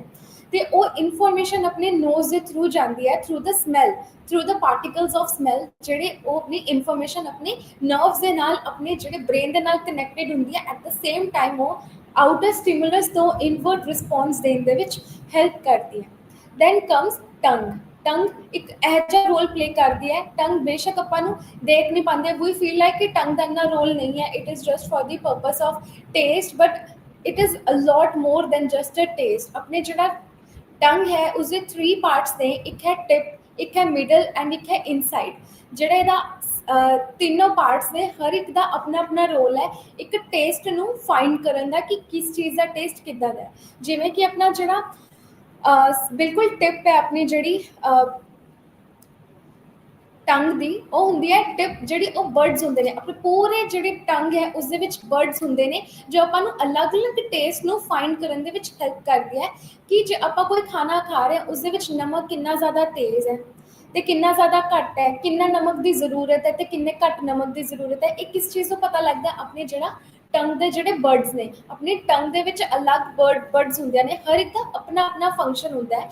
ਐਂਡ ਆਪਣੀ ਜਿਹੜਾ ਟੇਸਟ ਬਰਡਸ ਹੈ, ਉਹ 10,000 ਟੇਸਟ ਬਰਡ ਆਪਣੇ ਜਿਹੜੀ ਟੰਗ ਹੈ ਉਸਦੇ ਵਿੱਚ ਮੌਜੂਦ ਹੁੰਦੀ ਹੈ, ਤੇ ਹਰ ਇੱਕ ਬਰਡ ਦਾ ਡਿਫਰੈਂਟ ਰੋਲ ਹੈ। ਆਪਣੀ ਜਿਹੜੀ ਟਿਪ ਹੈ ਆਪਣੇ ਟੰਗ ਦੀ, ਉਹ ਹੈਗਾ ਬਿਟਰ ਟੇਸਟ ਨੂੰ ਫਾਈਂਡ ਕਰਦਾ ਹੈ। ਬਿਲਕੁਲ ਜਿਹੜੀ ਸਭ ਤੋਂ ਜ਼ਿਆਦਾ ਜਿਹੜੀ ਸੈਂਸੇਸ਼ਨ ਹੁੰਦੀ ਹੈ, ਉਹ ਆਪਣੀ ਟਿਪ ਆਫ ਆਰ ਟੰਗ ਦੇ ਵਿੱਚ ਮੌਜੂਦ ਹੁੰਦੀ ਹੈ। ਤੇ ਉਸ ਜਿਹੜੀ ਸਭ ਤੋਂ ਜ਼ਿਆਦਾ ਜਿਹੜਾ ਨਮਕੀਨ ਕੋਈ ਚੀਜ਼ ਲੱਗਦੀ ਹੈ, ਜਾਂ ਆਪਾਂ ਨੂੰ ਲੱਗਦਾ ਕਿ ਕਿਸੇ ਚੀਜ਼ ਦੇ ਵਿੱਚ ਬਹੁਤ ਜ਼ਿਆਦਾ ਤੇਜ਼ ਨਮਕ ਹੈ ਤੇ ਆਪਾਂ ਖਾਣ ਲਾਇਕ ਉਹ ਚੀਜ਼ ਆਪਣੇ ਲਈ ਹੈ ਕਿ ਨਹੀਂ, ਉਹ ਆਪਣੀ ਟਿਪ ਹੀ ਡਿਫਾਈਨ ਕਰਦੀ ਹੈ। ਜਿਹੜੀ ਆਪਣੀ ਸੈਕਿੰਡ ਐਂਡ ਥਰਡ ਪਾਰਟ ਹੈ, ਜਿਹੜੀ ਆਪਣੀ ਪੂਰੇ ਟੰਗ ਦਾ, ਉਸ ਤੋਂ ਇੰਨਾ ਨਹੀਂ ਪਤਾ ਚੱਲਦਾ ਹੈਗਾ ਕਿ ਜਿਹੜੀ ਸਬਜ਼ੀ ਆਪਾਂ ਖਾ ਰਹੇ ਹਾਂ ਉਹ ਬਹੁਤ ਜ਼ਿਆਦਾ ਨਮਕੀਨ ਹੈ ਜਾਂ ਨੋਰਮਲ ਹੈ ਜਾਂ ਘੱਟ ਸੌਲਟੀ ਹੈ, ਬਲਕਿ ਜਿਹੜੀ ਆਪਣੀ ਟਿਪ ਹੈ ਉਸੇ ਤੋਂ ਪਤਾ ਚੱਲਦਾ ਹੈ। ਮੋਸਟਲੀ ਆਪਾਂ ਦੇਖਿਆ ਜੇ ਕੋਈ ਸ਼ੈਫ ਹੈ ਜਾਂ ਕੋਈ ਲਾਈਕ ਆਪਾਂ ਖਾਣਾ ਬਣਾਉਂਦੇ ਤਾਂ ਸਭ ਤੋਂ ਪਹਿਲਾਂ ਆਪਾਂ ਟੇਸਟ ਕਿਤੇ ਕਰਦੇ, ਆਪਣੀ ਟਿਪ ਨੂੰ ਟੱਚ ਕਰਕੇ ਕਰਦੇ ਹਾਂ। ਆਪਣੀ ਜਦੋਂ ਆਪਾਂ ਆਪਣੀ ਟਿਪ ਦੇ ਦੇ ਨਾਲ ਟੱਚ ਕਰਦੇ ਆ ਆਪਾਂ ਨੂੰ ਤਦ ਹੀ ਟੇਸਟ ਦਾ ਪਤਾ ਚੱਲਦਾ ਹੈ। ਆਪਾਂ ਕਦੇ ਉਸ ਨੂੰ ਬਿਲਕੁਲ ਆਪਣੀ ਬੈਕ ਸਾਈਡ ਆਫ ਆਰ ਟੰਗ ਤੋਂ ਨਹੀਂ ਆਪਾਂ ਯੂਜ਼ ਕਰਦੇ ਹੈਗੇ ਸੈਂਸੇਸ਼ਨਸ ਲਈ ਕਿ ਆਪਾਂ ਨੂੰ ਇਸ ਚੀਜ਼ ਦਾ ਟੇਸਟ ਸਹੀ ਹੈ ਜਾਂ ਨਹੀਂ ਹੈ। ਸਿਰਫ ਆਪਣਾ ਬਿਲਕੁਲ ਜਿਹੜਾ ਬਿਲਕੁਲ ਫਸਟ ਪਾर्ट है अपनी टिप सिर्फ टिप तक ही जो ਆਪਾਂ ਨੂੰ ਦੱਸ ਪਾਉਂਦਾ ਕਿ ਕਿਸੇ ਦਾ ਟੇਸਟ ਕਿਸ ਚੀਜ਼ ਤਰੀਕੇ ਦਾ ਹੈ। That is a bitter taste, ਸਭ ਤੋਂ ਬਿਟਰ ਟੇਸਟ ਆਪਾਂ ਨੂੰ ਪਤਾ ਚੱਲਦਾ ਹੈ। ਐਂਡ ਜਿਹੜੀ ਸੈਕਿੰਡ ਸਾਈਡ ਹੈ ਆਪਣੀ, ਜਿਹੜੀ ਫਸਟ ਤੋਂ ਬਾਅਦ ਜਿਹੜਾ ਸੈਕਿੰਡ ਲੇਅਰ ਆ ਜਾਂਦੀ ਹੈ, ਸੈਕਿੰਡ ਪਾर्ट ਹੈ ਆਪਣੀ ਜਿਹੜੀ ਟੰਗ ਦਾ, ਉਹ ਆਪਾਂ ਨੂੰ ਡਿਫਾਈਨ ਕਰਦਾ ਹੈ ਸੌਲਟੀ ਟੇਸਟ ਦੇ ਵਿੱਚ। That helps us to understand how much the salt is present in our food. ਤੇ ਕਿਸੇ ਚੀਜ਼ ਦਾ ਸਵਾਦ ਕਿੱਦਾਂ ਦਾ ਹੈ ਤੇ ਕਿੰਨੀ ਕੁ ਜ਼ਰੂਰਤ ਹੈ ਉਹ ਟਿਪ ਤੋਂ ਪਤਾ ਚੱਲਦੀ ਹੈ। ਤੇ ਸੈਕਿੰਡ ਜਿਹੜਾ ਪਾर्ट ਹੈ ਉਹ ਸੌਲਟੀ ਟੇਸਟ ਆਪਾਂ ਨੂੰ ਆਪਣੀ ਸੈਕਿੰਡ ਪਾर्ट ਆਫ ਆਰ ਟੰਗ ਤੋਂ ਪਤਾ ਚੱਲਦਾ ਹੈ। ਐਂਡ ਦੈਨ ਕਮਸ ਦੀ ਸੋਅਰ ਪਾर्ट, ਜਿਹੜੀ ਆਪਣੀ ਟਿਪ ਦੀ ਜਿਹੜੀ ਬਿਲਕੁਲ ਲਾਈਨਿੰਗ ਹੈ, ਬਿਲਕੁਲ ਜਿਹੜੀ ਐਜਿਸ ਨੇ, ਉਸ ਤੋਂ ਆਪਾਂ ਨੂੰ ਚੀਜ਼ ਦਾ ਸੋਅਰਨੈਸ ਪਤਾ ਚੱਲਦੀ ਹੈ। ਕੋਈ ਚੀਜ਼ ਆਪਾਂ ਲਾਈਕ ਕੋਈ ਇਹੋ ਜਿਹੀ ਡਰਿੰਕ ਹੈ ਲਾਈਕ ਐਲੋਵੇਰਾ ਹੈ, ਐਲੋਵੇਰਾ ਸਭ ਤੋਂ ਜ਼ਿਆਦਾ ਕੌੜਾ ਮੰਨਿਆ ਜਾਂਦਾ ਹੈ ਤੇ ਉਸ ਦਾ ਕੌੜਾਪਨ ਕਿਤੋਂ ਪਤਾ ਚੱਲਦਾ ਹੈ, ਜਿਹੜੀ ਆਪਣੀ ਬਿਲਕੁਲ ਜਿਹੜਾ ਸਾਈਡ ਵਾਲਾ ਪਾर्ट ਹੈ ਆਪਣੀ ਟੰਗ ਦਾ ਬਿਲਕੁਲ ਐਜ ਵਾਲਾ, ਉਸ ਤੋਂ ਆਪਾਂ ਨੂੰ ਉਸ ਚੀਜ਼ ਦੇ ਸੋਅਰਨੈਸ ਦਾ ਪਤਾ ਚੱਲਦਾ ਹੈ ਕਿ ਚੀਜ਼ ਕਿੰਨੀ ਕੁ ਜ਼ਿਆਦਾ ਸੋਅਰ ਹੈ, ਖੱਟੀ ਹੈ ਜਾਂ ਨॉर्मल है, ठीक है। And then the fifth sensation is our skin. ਜਿਹੜੀ ਆਪਣੀ ਸਕਿਨ ਹੈ, ਸਕਿਨ ਆਪਣਾ ਬਹੁਤ ਵੱਡਾ ਰੋਲ ਪਲੇ ਕਰਦੀ ਹੈ। ਸਭ ਤੋਂ ਵੱਡਾ ਰੋਲ ਜੇ ਆਈਜ਼ ਤੋਂ ਬਾਅਦ ਆਉਂਦਾ ਹੈ ਤਾਂ ਆਪਣੀ ਸਕਿਨ ਦਾ ਆਉਂਦਾ ਹੈ, ਦੈਟ ਇਜ਼ ਚਮੜੀ। ਕਿਉਂਕਿ ਜਿਹੜੀ ਆਪਣਾ ਸਕਿਨ ਹੈ, ਆਪਣੀ ਪੂਰੀ ਜਿਹੜੀ ਮਸਲਸ ਹੈ, ਆਪਣੀ ਜਿਹੜੀ ਬੋਡੀ ਹੈ, ਆਪਣਾ ਜਿਹੜਾ ਢਾਂਚਾ ਹੈ, ਆਪਣਾ ਜਿਹੜੀ ਮਸਲਸ ਹੈ, ਇਹ ਸਭ ਕਿਸ ਚੀਜ਼ ਦੇ ਨਾਲ ਕੰਟਰੋਲ ਦੇ ਵਿੱਚ ਤੇ ਇੱਕ ਮਾਤਰ ਨੇ, ਉਹ ਆਪਣੀ ਸਕਿਨ ਦੇ ਨਾਲ ਹੈ। ਆਪਣੀ ਪੂਰੀ ਬੋਡੀ ਇੱਕ ਸਕਿਨ ਦੇ ਨਾਲ ਕਵਰਡ ਹੈ, ਜੋ ਆਪਣੀ ਬੋਡੀ ਨੂੰ ਆਊਟਰ ਜੋ ਵੀ ਚੀਜ਼ਾਂ ਨੇ ਉਸ ਤੋਂ ਆਪਾਂ ਨੂੰ ਪ੍ਰੋਟੈਕਟ ਕਰਕੇ ਰੱਖਦੀ ਹੈ ਤੇ ਆਪਣੀ ਬੋਡੀ ਸਭ ਤੋਂ ਪਹਿਲਾਂ ਆਪਾਂ ਨੂੰ ਹੀਲ ਕਰਦੀ ਹੈ। ਜੋ ਵੀ ਆਪਣੀ ਅੰਦਰ ਕੋਈ ਵੀ ਇੰਟਰਨਲ ਇੰਜਰੀ ਹੋਵੇ, ਪ੍ਰੋਬਲਮ ਹੋਵੇ, ਸਭ ਤੋਂ ਜ਼ਿਆਦਾ ਜਲਦੀ ਕਿਹੜੀ ਚੀਜ਼ ਆਪਣੀ ਹੀਲ ਕਰਦੀ ਹੈ, ਦੈਟ ਇਜ਼ ਆਰ ਸਕਿਨ। ਜਿਹੜੀ ਸਕਿਨ ਦੇ ਵਿੱਚ ਜਿਹੜੇ ਗਲੈਂਡਸ, ਜਿਹੜੇ ਮਸਲਸ ਮੌਜੂਦ ਨੇ, ਉਹ ਹੈਲਪ ਕਰਦੇ ਨੇ ਕਿਸੇ ਵੀ ਚੀਜ਼ ਨੂੰ ਜਲਦੀ ਰਿਕਵਰ ਹੋਣ ਦੇ ਲਈ। ਐਂਡ ਕਈ ਵਾਰ ਤਾਂ ਕਿਸੇ ਚੀਜ਼ ਦੇ ਲਈ ਆਪਾਂ ਨੂੰ ਦਵਾਈ ਜਾਂ ਫਿਰ ਆਪਾਂ ਨੂੰ ਕਿਸੇ ਮਲਮ ਪੱਟੀ ਦੀ ਜ਼ਰੂਰਤ ਵੀ ਨਹੀਂ ਪੈਂਦੀ ਹੈਗੀ, ਕਿਉਂਕਿ ਆਪਣੀ ਜਿਹੜੀ ਸਕਿਨ ਹੈ ਉਹ ਨੈਚੁਰਲੀ ਉਸ ਚੀਜ਼ ਨੂੰ ਹੀਲ ਕਰਨ ਦੇ ਵਿੱਚ ਹੈਲਪ ਕਰਦੀ ਹੈ। ਸਕਿਨ ਆਪਾਂ ਨੂੰ ਹੈਲਪ ਕਰਦੀ ਹੈ ਆਪਣੇ ਇਨਵਾਇਰਨਮੈਂਟ, ਆਪਣੇ ਆਊਟਰ ਵਰਲਡ ਤੋਂ ਪਤਾ ਕਰਨ ਦੇ ਲਈ ਕਿ ਆਪਣੇ ਅੰਦਰ ਕੀ ਹੈ। ਲਾਈਕ ਕੁਝ ਵੀ ਆਪਾਂ ਫੀਲ ਕਰ ਰਹੇ ਹਾਂ, ਲਾਈਕ ਆਪਣੇ ਇਨਵਾਇਰਨਮੈਂਟ ਦੇ ਵਿੱਚ ਜੇ ਠੰਡਾ ਮੌਸਮ ਹੈ ਤਾਂ ਸਭ ਤੋਂ ਪਹਿਲਾਂ ਕਿਸ ਚੀਜ਼ ਨੂੰ ਪਤਾ ਚੱਲਦਾ ਹੈ, ਆਪਣੀ ਸਕਿਨ ਨੂੰ ਪਤਾ ਚੱਲਦਾ ਹੈ। ਤੇ ਸਕਿਨ ਜਦੋਂ ਉਸ ਚੀਜ਼ ਨੂੰ ਫੀਲ ਕਰਦੀ ਹੈ ਕਿ I am feeling a little like temperature ਜ਼ਿਆਦਾ ਹੈ, ਮੈਨੂੰ ਠੰਡ ਲੱਗ ਰਹੀ ਹੈ ਜਾਂ ਫਿਰ ਮੈਨੂੰ ਗਰਮੀ ਲੱਗ ਰਹੀ ਹੈ, ਸਭ ਤੋਂ ਪਹਿਲਾਂ ਸਿਗਨਲ ਕੌਣ ਦਿੰਦੀ ਹੈ? ਆਪਣੀ ਬੋਡੀ ਆਪਣੀ ਸਕਿਨ ਦੇ ਥਰੂ ਆਪਣੇ ਬ੍ਰੇਨ ਤੱਕ ਉਹ ਇਨਫੋਰਮੇਸ਼ਨ ਲੈ ਕੇ ਜਾਂਦੀ ਹੈ ਕਿ ਮੈਨੂੰ ਅੱਛਾ ਫੀਲ ਨਹੀਂ ਹੋ ਰਿਹਾ ਹੈਗਾ ਕਿਉਂਕਿ ਮੈਨੂੰ ਠੰਡ ਲੱਗ ਰਹੀ ਹੈ ਜਾਂ ਫਿਰ ਮੈਨੂੰ ਗਰਮੀ ਲੱਗ ਰਹੀ ਹੈ। ਐਂਡ ਫਿਰ ਉसी ਦੇ ਅਕੋਰਡਿੰਗ ਜਦੋਂ ਆਪਣਾ ਇਨਫੋਰਮੇਸ਼ਨ ਆਪਣੇ ਬ੍ਰੇਨ ਤੱਕ ਜਾਂਦੀ ਹੈ ਤਾਂ ਆਪਣਾ ਬ੍ਰੇਨ ਉਸੇ ਇਨਫੋਰਮੇਸ਼ਨ ਨੂੰ ਅੱਗੇ ਆਊਟਰ ਵਰਲਡ ਦੇ ਵਿੱਚ ਕਿੱਦਾਂ ਆਪਣੇ ਦੂਸਰੇ ਸੈਂਸੇਸ਼ਨਸ ਨੂੰ, ਆਪਣੇ ਦੂਸਰੇ ਬੋਡੀ ਪਾਰਟਸ ਨੂੰ ਇਨਫੋਰਮੇਸ਼ਨ ਦਿੰਦੀ ਹੈ ਕਿ ਜੇ ਠੰਡ ਲੱਗ ਰਹੀ ਹੈ ਤਾਂ ਕੰਬਲ ओढ़ लिता जाता है, या फिर जे ਆਪਾਂ ਨੂੰ ਗਰਮੀ ਲੱਗ ਰਹੀ ਤਾਂ ਆਪਾਂ ਏਸੀ ਜਾਂ ਫਿਰ ਠੰਡਾ ਪਾਣੀ ਜਾਂ ਕੁਝ ਇਹੋ ਜਿਹੀਆਂ ਚੀਜ਼ਾਂ ਕਰਦੇ ਹਾਂ ਜਿਹਦੇ ਨਾਲ ਆਪਾਂ ਨੂੰ ਉਸ ਚੀਜ਼ ਦਾ ਅਹਿਸਾਸ ਹੈ ਜੋ ਉਹ ਘੱਟ ਹੋ ਸਕੇ। ਸੋ ਸਭ ਤੋਂ ਪਹਿਲਾਂ ਇਨਫੋਰਮੇਸ਼ਨ ਕੀ ਆਇਆ? ਇੱਕ ਸਟਿਮੂਲਸ ਆਇਆ, ਆਪਣੀ ਸਕਿਨ ਤੱਕ ਆਇਆ। ਸਕਿਨ ਤੋਂ ਆਪਾਂ ਨੂੰ ਫੀਲ ਹੋਇਆ ਕਿ ਮੈਨੂੰ ਠੰਡ ਲੱਗ ਰਹੀ ਹੈ ਜਾਂ ਫਿਰ ਮੈਨੂੰ ਗਰਮੀ ਲੱਗ ਰਹੀ ਹੈ। ਐਂਡ ਉਸ ਦਾ ਰਿਸਪੌਂਸ ਜਦੋਂ ਆਪਣੇ ਬ੍ਰੇਨ ਤੱਕ, ਉਸ ਦਾ ਸਟਿਮੂਲਸ ਦਾ ਜਿਹੜਾ ਇੱਕ ਇਨਫੋਰਮੇਸ਼ਨ ਹੈ ਉਹ ਆਪਣੀ ਬ੍ਰੇਨ ਤੱਕ ਜਾਂਦੀ ਹੈ। ਬ੍ਰੇਨ ਤੋਂ ਬਾਅਦ ਉਹ ਇਨਫੋਰਮੇਸ਼ਨ ਆਪਣੇ ਰਿਸਪੌਂਸ ਦੇ ਵਿੱਚ ਕਨਵਰਟ ਹੋ ਜਾਂਦੀ ਹੈ। ਆਪਣਾ ਰਿਸਪੌਂਸ ਕਿੱਦਾਂ ਰਹਿੰਦਾ ਹੈ ਕਿ ਆਪਾਂ ਠੰਡ ਲੱਗੇ ਤੇ ਆਪਾਂ ਕੱਪੜਾ ਲੈ ਲੈਂਦੇ ਹਾਂ ਜਾਂ ਫਿਰ ਗਰਮੀ ਦੇ ਵਿੱਚ ਆਪਾਂ ਏਸੀ ਔਨ ਕਰ ਲੈਂਦੇ ਹਾਂ ਜਾਂ ਆਪਾਂ ਆਪਣੇ ਆਪ ਨੂੰ ਠੰਡਾ ਫੀਲ ਕਰਵਾਉਣ ਦੇ ਲਈ ਵੀ ਟੇਕ ਬਾਥ ਔਰ ਆਪਾਂ ਕੱਪੜੇ ਹੀ ਇਹੋ ਜਿਹੇ ਖੁੱਲੇ ਖੁੱਲੇ ਪਾ ਲੈਂਦੇ ਹਾਂ ਜਿਸ ਦੇ ਨਾਲ ਆਪਾਂ ਨੂੰ ਗਰਮੀ ਘੱਟ ਲੱਗੇ। ਤਾਂ ਉਹ ਆਪਣਾ ਰਿਸਪੌਂਸ ਰਹਿੰਦਾ ਹੈ towards the information that we gain from our outside sources. And ਆਪਣੀ ਜਿਹੜੀ ਸਕਿਨ ਹੈ, ਸਕਿਨ ਦੇ ਨਾਲ ਆਪਾਂ ਨੂੰ ਟੈਂਪਰੇਚਰ ਪਤਾ ਚੱਲਦਾ ਹੈ। ਸਕਿਨ ਆਪਾਂ ਨੂੰ ਪ੍ਰੋਟੈਕਟ ਕਰਦੀ ਹੈ, ਜੇ ਮਾੜੀ ਮੋਟੀ ਚੋਟ ਲੱਗਦੀ ਹੈ ਤਾਂ ਉਸ ਚੀਜ਼ ਨੂੰ ਬਚਾਉਣ ਦੇ ਵਿੱਚ ਆਪਣੀ ਹੈਲਪ ਕਰਦੀ ਹੈ। ਅਤੇ ਜੇ ਕੁਛ ਵੀ ਆਪਣੀ ਬੋਡੀ ਦੇ ਉੱਤੇ ਚੱਲ ਰਿਹਾ ਹੈ, ਲਾਈਕ ਕੋਈ ਕੀੜਾ ਮਕੌੜਾ ਹੈ, ਕੋਈ ਵੀ ਚੀਜ਼ ਜਿਹੜੀ ਆਪਾਂ ਦੇ ਲਈ ਹਾਰਮਫੁਲ ਹੈ, ਉਸ ਚੀਜ਼ ਤੋਂ ਆਪਾਂ ਨੂੰ ਇੱਕ ਇਨਫੋਰਮੇਸ਼ਨ ਡਾਇਰੈਕਟ ਆਪਾਂ ਨੂੰ ਨਰਵਸ ਦੇ ਥਰੂ ਪਹੁੰਚਾ ਕੇ ਉਹ ਇਨਫੋਰਮੇਸ਼ਨ ਕਲੈਕਟ ਕਰਕੇ ਰਿਸਪੌਂਸ ਦਿੰਦੀ ਹੈ ਕਿ ਆਪਾਂ ਆਪਣੇ ਆਪ ਨੂੰ ਸੇਫਗਾਰਡ ਕਰਨਾ ਹੈ from that injury, from that ਜਿਹੜਾ ਵੀ ਇਨਸੈਕਟ ਹੈ ਆਪਣੀ ਬੋਡੀ ਦੇ ਜੋ ਆਪਾਂ ਨੂੰ ਹਾਰਮ ਕਰ ਸਕਦਾ ਹੈ, ਉਹ ਆਪਾਂ ਨੂੰ ਇਨਫੋਰਮੇਸ਼ਨ ਪਤਾ ਚੱਲਦੀ ਹੈ। ਆਪਾਂ ਨੂੰ ਜ਼ਰੂਰੀ ਨਹੀਂ ਹੈ ਕਿ ਆਪਣੀਆਂ ਅੱਖਾਂ ਆਪਾਂ ਨੂੰ ਪਹਿਲਾਂ ਦੱਸਦੀਆਂ ਨੇ ਇਨਫੋਰਮੇਸ਼ਨ, ਕਈ ਵਾਰ ਆਪਣੀ ਸਕਿਨ ਵੀ ਦੱਸ ਦਿੰਦੀਆਂ ਆਪਣੀ ਬੈਕ ਸਾਈਡ ਤੋਂ ਕਿ ਆਪਣੀ ਬੈਕ ਸਾਈਡ 'ਤੇ ਤਾਂ ਆਪਣੀ ਅੱਖਾਂ ਵੀ ਨਹੀਂ ਹੈਗੀਆਂ, ਫਿਰ ਵੀ ਆਪਾਂ ਨੂੰ ਇਨਫੋਰਮੇਸ਼ਨ ਪਿੱਛੋਂ ਪਤਾ ਚੱਲ ਜਾਂਦੀ ਹੈ through the sensation that is our skin. ਇੱਦਾਂ ਹੀ ਜਿਹੜੀ ਆਪਣੀ 5 ਸੈਂਸਿਸ ਨੇ, eyes, ear, nose, tongue and skin, ਇਹ ਹੈਲਪ ਕਰਦੀ ਹੈ ਸੈਂਸਿਸ ਦੇ ਵਿੱਚ, ਸੈਂਸੇਸ਼ਨ ਦੇ ਵਿੱਚ, ਕਿ ਆਪਣੇ ਇਨਵਾਇਰਨਮੈਂਟ ਦੇ ਵਿੱਚ, ਆਪਣੇ ਆਊਟਰ ਵਰਲਡ ਦੇ ਵਿੱਚ ਜੋ ਚੱਲ ਰਿਹਾ ਹੈ ਤੇ ਜੋ ਇਨਫੋਰਮੇਸ਼ਨ ਆਪਾਂ ਨੂੰ ਡਾਇਰੈਕਟਲੀ ਆਪਣੇ ਕੰਟੈਕਟ ਦੇ ਵਿੱਚ ਆਉਂਦੀ ਹੈ, ਉਹ ਇਨਫੋਰਮੇਸ਼ਨ ਆਪਣੇ ਬ੍ਰੇਨ ਤੱਕ ਲੈ ਜਾ ਕੇ ਉਹ ਬ੍ਰੇਨ ਆਪਾਂ ਨੂੰ ਦੱਸਦਾ ਹੈ ਕਿ ਇਸ ਇਨਫੋਰਮੇਸ਼ਨ ਨੂੰ ਆਪਾਂ ਨੇ ਰਿਸਪੌਂਸ ਕਿਵੇਂ ਦੇਣਾ ਹੈ।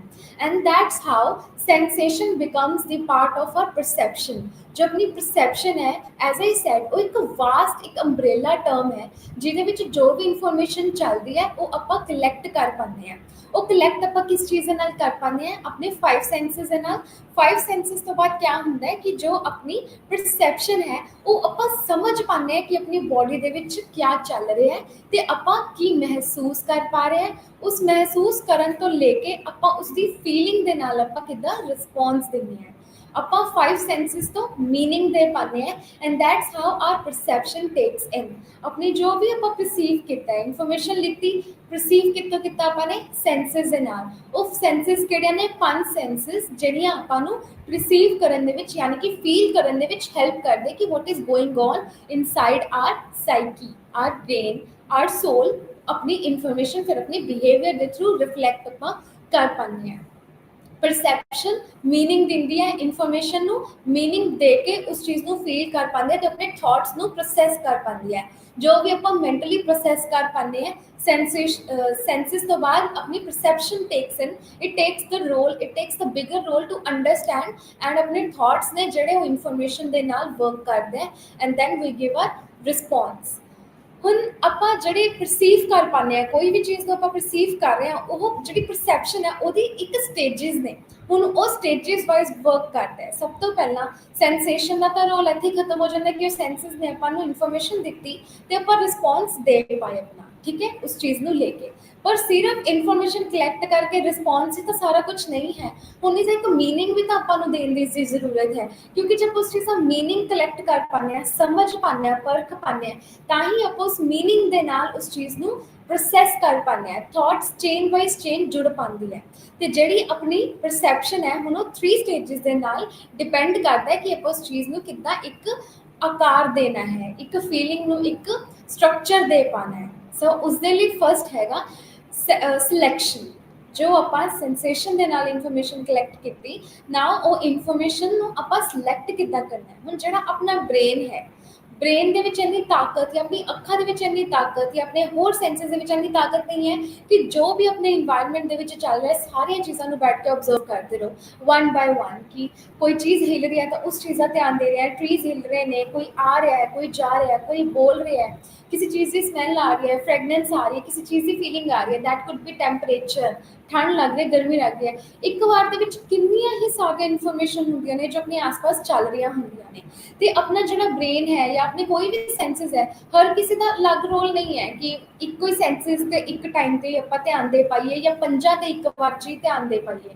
ਹਰ ਇੱਕ ਦਾ ਅਲੱਗ-ਅਲੱਗ ਤਰੀਕਾ ਹੁੰਦਾ ਸੈਂਸੇਸ਼ਨਸ ਦਾ, ਕਿਸੇ ਚੀਜ਼ ਨੂੰ ਫੀਲ ਕਰਨ ਦਾ। ਹੁਣ ਜਿਹੜੀ ਚੀਜ਼ ਦਾ ਜ਼ਿਆਦਾ ਰੋਲ ਪਲੇ ਹੋ ਰਿਹਾ ਹੈ, ਲਾਈਕ ਬਹੁਤ ਜ਼ਿਆਦਾ ਤੇਜ਼ ਆਵਾਜ਼ ਆ ਰਹੀ ਹੈ, ਤਾਂ ਆਪਾਂ ਜਿਹੜਾ ਵੀ ਕੰਮ ਕਰ ਰਹੇ ਹਾਂ ਆਪਾਂ ਛੱਡ ਕੇ ਸਭ ਤੋਂ ਪਹਿਲਾਂ ਉਹ ਕੰਮ ਦੇ ਵੱਲ ਧਿਆਨ ਦੇਵਾਂਗੇ ਜਿੱਥੋਂ ਆਵਾਜ਼ ਆ ਰਹੀ ਹੈ। ਤੇ ਫਿਰ ਆਪਾਂ ਉਹ ਆਵਾਜ਼, ਕਿਉਂਕਿ ਆਪਾਂ ਨੂੰ ਇੰਨੀ ਜ਼ਿਆਦਾ ਆਕਰਸ਼ਿਤ ਹੁੰਦੀ ਹੈ ਕਿ ਆਪਾਂ ਹੋਰ ਚੀਜ਼ ਵੱਲ ਧਿਆਨ ਲਗਾ ਹੀ ਨਹੀਂ ਪਾਉਂਦੇ। ਸੋ ਉਹ ਚੀਜ਼ ਕਿਆ ਹੈ, ਹੁਣ ਆਪਣੇ ਬ੍ਰੇਨ ਨੇ ਕਿਆ ਕੀਤਾ, ਉਹ ਇਨਫੋਰਮੇਸ਼ਨ ਹੁਣ ਸਿਲੈਕਟ ਕਰ ਲਿਆ ਕਿ ਜੋ ਵੀ ਮੈਂ ਕੰਮ ਕਰ ਰਿਹਾ, ਜੋ ਵੀ ਚੀਜ਼ ਮੈਂ ਦੇਖ ਰਿਹਾ, ਉਸ ਚੀਜ਼ ਸਭ ਨੂੰ ਛੱਡ ਕੇ ਉਸ ਇੱਕ ਸੈਂਸੇਸ਼ਨ ਵੱਲ ਧਿਆਨ ਦੇਣਾ ਜਿਹੜੀ ਮੇਰਾ ਜਿਹੜਾ ਧਿਆਨ ਹੈ ਉਹ ਆਕਰਸ਼ਿਤ ਕਰ ਰਿਹਾ ਹੈ। ਸੋ ਵਾਟ ਹੀ ਡਿਡ, ਹੁਣ ਉਹ ਜਿੱਥੋਂ ਵੀ ਆਵਾਜ਼ ਆ ਰਹੀ ਹੈ, ਹੁਣ ਉਹਨੇ ਭੱਜ ਕੇ ਉਹ ਆਵਾਜ਼ ਨੂੰ ਸੁਣਨ ਦੀ ਕੋਸ਼ਿਸ਼ ਕੀਤੀ। ਹੋ ਸਕਦਾ ਹੈ ਕਿ ਉਸਦੀ ਮਦਰ ਉਸਨੂੰ ਆਵਾਜ਼ ਲਗਾ ਰਹੀ ਹੈ ਤੇ ਕਾਫੀ ਉੱਚੀ ਤੇ ਕਾਫੀ ਦੇਰ ਤੋਂ ਆਵਾਜ਼ ਲਗਾ ਰਹੀ ਹੈ, ਤਾਂ ਕਿਆ ਹੋਏਗਾ, ਆਪਾਂ ਸਾਰੀਆਂ ਚੀਜ਼ਾਂ ਨੂੰ ਛੱਡ ਕੇ, ਉਹ ਬੱਚੇ ਨੇ ਕੀ ਕੀਤਾ, ਸਾਰੀਆਂ ਚੀਜ਼ਾਂ ਛੱਡ ਕੇ ਸਭ ਤੋਂ ਪਹਿਲਾਂ ਜਿੱਥੋਂ ਆਵਾਜ਼ ਆ ਰਹੀ ਉਸ ਚੀਜ਼ ਨੂੰ ਰਿਸਪੌਂਸ ਬੈਕ ਕਰਨ ਦੇ ਲਈ ਸਾਰੀਆਂ ਚੀਜ਼ਾਂ ਨੂੰ ਛੱਡ ਕੇ ਉਸ ਚੀਜ਼ ਤੇ ਰਿਸਪੌਂਸ ਦਿੱਤਾ। ਹੁਣ ਇਸ ਦੇ ਵਿੱਚ ਕਿਆ ਕੀਤਾ, ਆਪਣੇ ਬ੍ਰੇਨ ਨੇ ਇਨਫੋਰਮੇਸ਼ਨ ਦਿੱਤੀ ਕਿ ਇਨਫੋਰਮੇਸ਼ਨ ਨੂੰ ਇਸ ਚੀਜ਼ ਤੋਂ ਸਿਲੈਕਟ ਕਰ ਲਓ। ਆਵਾਜ਼ ਜਿੱਥੋਂ ਆ ਰਹੀ ਹੈ, ਪਹਿਲਾ ਇੱਕ ਸਟੇਜ ਕਿਆ ਹੈ, ਸਿਲੈਕਟ ਕਰਨਾ। ਸਾਰੀਆਂ ਚੀਜ਼ਾਂ ਦੇ ਵਿੱਚੋਂ ਹੁਣ ਉਹਨੇ ਇਸ ਇੱਕ ਚੀਜ਼ ਨੂੰ ਸਿਲੈਕਟ ਕੀਤਾ ਕਿ ਮੈਨੂੰ ਆਵਾਜ਼ ਆ ਰਹੀ ਹੈ, ਮੈਂ ਉਸ ਆਵਾਜ਼ ਨੂੰ ਹੁਣ ਸੁਣਨਾ ਹੈ ਤੇ ਜੋ ਇਨਫੋਰਮੇਸ਼ਨ ਹੁਣ ਮੈਨੂੰ ਸਟਿਮੂਲਸ ਤੋਂ ਮਿਲੀ, ਇਨਫੋਰਮੇਸ਼ਨ ਬ੍ਰੇਨ ਨੂੰ ਦੇ ਕੇ ਬ੍ਰੇਨ ਤੋਂ ਉਸ ਚੀਜ਼ ਦਾ ਰਿਸਪੌਂਸ ਬੈਕ ਕਰਨਾ ਹੈ। ਠੀਕ ਹੈ, ਸਭ ਤੋਂ ਪਹਿਲਾਂ ਆਪਾਂ ਕਿਆ ਕਰੋਗੇ, ਵੀ ਵਿਲ ਸਿਲੈਕਟ, ਆਪਾਂ ਸਿਲੈਕਟ ਕਰੋਗੇ ਕਿਸ ਚੀਜ਼ ਨੂੰ ਆਪਾਂ ਧਿਆਨ ਦੇਣਾ ਹੈ।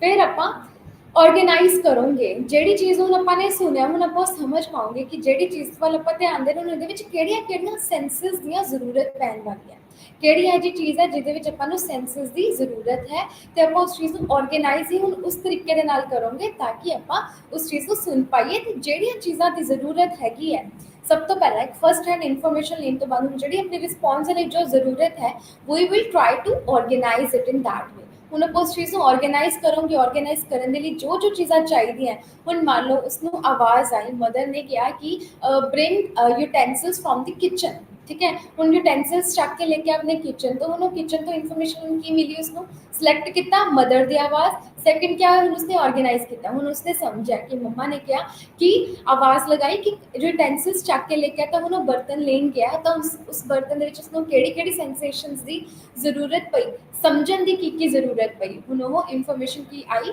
कि बर्तन लेके आने हुन वो बर्तन उठाएगा देखेगा अपनी आईज का यूज करेगा बर्तन उठाएगा अपनी सेंसेशंस यूज करेगा हैंड्स का दैट इज स्किन टच करेगा तो लेके आएगा थर्ड इज इंटरप्रिटेशन कितना कि जो इन्फॉर्मेशन मिली हुन मान लो कोई काम कर रहा सीगा वो काम बहुत जरूरी सी बट आवाज आई हुन उसने उसको सिलेक्ट किया सिलेक्ट करने तो बाद उस चीज़ को ऑर्गेनाइज किया जो भी चीज़ों की जरूरत से उसने वो चीज़ों कलैक्ट किया कलैक्ट करके हुन इंटरप्रिटेशन क्या आता है उस चीज़ का एक निचोड़ कॉन्क्लूजन किया उस सारे घटना तो उसका एक इंटरप्रिटेशन यानी कि एक व्याख्या जो किसी को दसना हो उस चीज़ एक क्रक्स एक कॉन्क्लूजन की निकले उस चीज़ का so that's how our perception works first is selection second is organization and third is interpreting the whole scenario the whole situation so this is how our perception works sensations ਦਾ ਕੰਮ ਹੁੰਦਾ ਹੈ information collect ਕਰਨਾ ਪਰ perception ਦਾ ਕੰਮ क्या ਹੁੰਦਾ ਹੈ ਉਸ collected information ਨੂੰ ਇੱਕ ਨਵਾਂ ਰੂਪ ਦੇਣਾ information ਨੂੰ ਇੱਕ feeling ਦੇਣਾ thought ਦੇਣਾ meaning ਦੇਣਾ feel ਦੇਣਾ and that's how they work hand in hand. Then there comes the two most important approaches in the field of perception. दो approaches ने that one is top down processing approach and second is bottom up processing approach. The top down is ऊपर तो नीचे तक top down process while the other is bottom up नीचे तो ऊपर जाना ਜਿਹੜੀ ਬੋਟਮ ਅਪ ਪ੍ਰੋਸੈਸ ਹੈ ਇਹ ਜੇਮਸ ਗਿਬਸਨ ਨੇ ਦਿੱਤੀ ਸੀਗੀ ਐਂਡ ਉਹਨਾਂ ਨੇ ਇਸ ਦੇ ਵਿੱਚ ਕਾਫੀ ਜ਼ਿਆਦਾ ਇਨਪੁਟਸ ਪਾਏ ਸੀਗੇ ਇਨਵੈਂਸ਼ਨਸ ਕੀਤੀਆਂ ਸੀਗੀਆਂ ਇਨ ਦ ਬੋਟਮ ਅਪ ਪ੍ਰੋਸੈਸ ਇਸ ਦੇ ਵਿੱਚ ਜਿਹੜੀ ਇਨਫੋਰਮੇਸ਼ਨ ਹੈ ਅਕੋਰਡਿੰਗ ਟੂ them ਦੇ ਸੈਡ ਦੈਟ ਜਿਹੜੀ ਵੀ ਇਨਫੋਰਮੇਸ਼ਨ ਆਪਾਂ ਨੂੰ ਮਿਲਦੀ ਹੈ ਉਹ ਡਾਇਰੈਕਟ ਹੁੰਦੀ ਹੈ ਕੋਈ ਵੀ ਸੈਂਸੇਸ਼ਨ ਤੋਂ ਜਿਹੜੀ ਵੀ ਇਨਫੋਰਮੇਸ਼ਨ ਆਪਾਂ ਕਲੈਕਟ ਕੀਤੀ ਹੈ that is so fast and so direct in itself ਕਿ ਆਪਾਂ ਨੂੰ ਉਸ ਦੇ ਵਿੱਚ ਜ਼ਿਆਦਾ ਮਿਹਨਤ या फिर ज़्यादा समझने की जरूरत ही नहीं पैंती क्योंकि इन्फॉर्मेशन ही इन्नी ज़्यादा इनफ होंगी है it is enough in itself कि अपन उसदे विच ज़्यादा मीनिंग थॉट प्रोसैसेस फीलिंग्स नूं ज़्यादा इन्फॉर्मेशन दे नाल कलैक्ट करके उसका एक अलग ही ढांचा खड़ा ना करके बल्कि पूरा डायरैक्ट वे दे विच उसको समझण दी जरूरत पैंदी है इन बॉटम अप प्रोसैस ते ਉਹ ਇੱਕ ਐਜ਼ ਅ ਹੋਲ ਵਰਕ ਕਰਦਾ ਹੈ ਐਂਡ ਇਸ ਦੇ ਵਿੱਚ ਆਪਾਂ ਨੂੰ ਐਕਸਪੀਰੀਅੰਸ ਨੂੰ ਜ਼ਿਆਦਾ ਸਮਝ ਕੇ ਉਸ ਚੀਜ਼ ਤੇ ਵਰਕ ਕਰਨ ਦੀ ਜ਼ਰੂਰਤ ਨਹੀਂ ਪੈਂਦੀ ਹੈਗੀ ਬਲਕਿ ਇਨਫੋਰਮੇਸ਼ਨ ਇੰਨੀ ਡਾਇਰੈਕਟ ਹੁੰਦੀ ਹੈ ਕਿ perceive ਕਰਨ ਤੋਂ ਬਾਅਦ ਨਾਲ ਦੀ ਨਾਲ ਸਟਿਮੂਲਸ ਦਾ ਰਿਸਪੌਂਸ ਹੋ ਜਾਂਦਾ ਹੈ ਇਨਫੋਰਮੇਸ਼ਨ ਮਿਲੀ ਐਂਡ ਰਿਸਪੌਂਸ ਨਾਲ ਦੀ ਨਾਲ ਦੇਤਾ ਜ਼ਿਆਦਾ ਸਮਝਣ ਦੀ ਜਾਂ ਜ਼ਿਆਦਾ ਉਸ ਦੇ ਟਾਈਮ ਲਗਾਉਣ ਦੀ ਜ਼ਰੂਰਤ ਨਹੀਂ ਪੈਂਦੀ ਵਾਈਲ ਜਿਹੜਾ ਟੌਪ ਡਾਊਨ ਪ੍ਰੋਸੈਸ ਹੈ ਉਹ ਉਸਦਾ ਬਿਲਕੁਲ ਹੀ ਓਪੋਜ਼ਿਟ ਹੈ ਓਪੋਜ਼ਿਟ ਇਨ ਦਾ ਸੈਂਸ ਕਿ ਇਸ ਦੇ ਵਿੱਚ ਜਿਹੜੀ ਇਨਫੋਰਮੇਸ਼ਨ ਹੈ ਉਹ ਇਨਡਾਇਰੈਕਟ ਹੁੰਦੀ ਹੈ it plays indirect role in terms of understanding ਤੇ ਇਸ ਦੇ ਵਿੱਚ ਜਦੋਂ ਇਨਡਾਇਰੈਕਟ ਰੋਲ ਪਲੇ ਕਰ ਹੀ ਰਿਹਾ ਹੁੰਦਾ ਤਾਂ ਇਸ ਦੇ ਵਿੱਚ ਕੀ ਹੁੰਦਾ ਹੈ ਕਿ ਆਪਾਂ ਨੂੰ ਜ਼ਰੂਰਤ ਪੈਂਦੀ ਹੈ ਕਿ ਉਸ ਚੀਜ਼ ਨੂੰ ਹੋਰ ਜ਼ਿਆਦਾ ਸਮਝਿਆ ਜਾਵੇ ਹੋਰ ਜ਼ਿਆਦਾ ਬਰੀਕੀ ਦੇ ਵਿੱਚ ਜਾਇਆ ਜਾਵੇ ਸਮਝਣ ਦੇ ਲਈ ਤੇ ਉਹ ਇਨਫੋਰਮੇਸ਼ਨ ਆਪਣੇ ਲਈ ਕਈ ਵਾਰ ਇੰਨੀ ਜ਼ਿਆਦਾ ਸਫੀਸ਼ੀਐਂਟ ਨਹੀਂ ਹੁੰਦੀ ਕਿ ਆਪਾਂ ਨੂੰ ਫਿਰ ਆਪਣਾ ਕਈ ਵਾਰ ਦਿਮਾਗ ਇੰਨਾ ਜ਼ਿਆਦਾ ਲਗਾਉਣਾ ਪੈਂਦਾ ਉਸ ਚੀਜ਼ ਨੂੰ ਕਰਨ ਲਈ ਕਿ ਇਨਫੋਰਮੇਸ਼ਨ ਇੰਨੀ ਹੁੰਦੀ ਹੈ ਬਟ ਆਪਾਂ ਦਿਮਾਗ ਲਗਾ ਕੇ ਉਸ ਚੀਜ਼ ਦੀ ਇਨਫੋਰਮੇਸ਼ਨ ਸਮਝ ਕੇ ਉਸਨੂੰ ਕਾਫੀ ਜ਼ਿਆਦਾ ਵੱਡਾ ਬਣਾ ਲੈਂਦੇ ਹਾਂ and that's how we need to rely on more information to collect like more information so that we can process accordingly us perception ਨੂੰ ਆਪਾਂ use ਕਰ ਪਾਈਏ bottom up processes ਦਿੱਤੇ ਸੀਗੇ ਜੇਮਸ ਗਿਬਸਨ ਨੇ and ਜਿਹੜਾ top down process ਹੈ it was given by ਰਿਚਾਰਡ Gregory so gregory was the main source of inventor ਜਿਨ੍ਹਾਂ ਨੇ top down processes ਨੂੰ introduce ਕੀਤਾ ਸੀਗਾ then is the Gestalt principles ਹੁਣ ਜਿਹੜੇ Gestalt psychologist ਨੇ ਉਹਨਾਂ ਨੇ ਪਰਸੈਪਸ਼ਨ ਦੇ ਵਿੱਚ ਕਾਫੀ ਜ਼ਿਆਦਾ ਇੰਪੋਰਟੈਂਟ ਰੋਲ ਪਲੇ ਕੀਤਾ। They played a role in the sense ਕਿ ਜਿਹੜੇ ਜਸਟੋਲਟ ਸਾਈਕੋਲੋਜਿਸਟ ਨੇ, ਉਹਨਾਂ ਨੇ ਜਿਹੜਾ the main Gestalt psychologist was Max Wertheimer. He said ਕਿ ਜੋ ਵੀ ਆਪਾਂ ਇਨਫੋਰਮੇਸ਼ਨ ਆਪਣੇ ਇਨਵਾਇਰਨਮੈਂਟ ਤੋਂ ਕਲੈਕਟ ਕਰ ਪਾਉਂਦੇ ਹਾਂ, ਇਹ ਇਨਫੋਰਮੇਸ਼ਨ ਇਨਫ ਨਹੀਂ ਹੁੰਦੀ ਹੈਗੀ ਸਿਰਫ ਸਮਝਣ ਦੇ ਲਈ।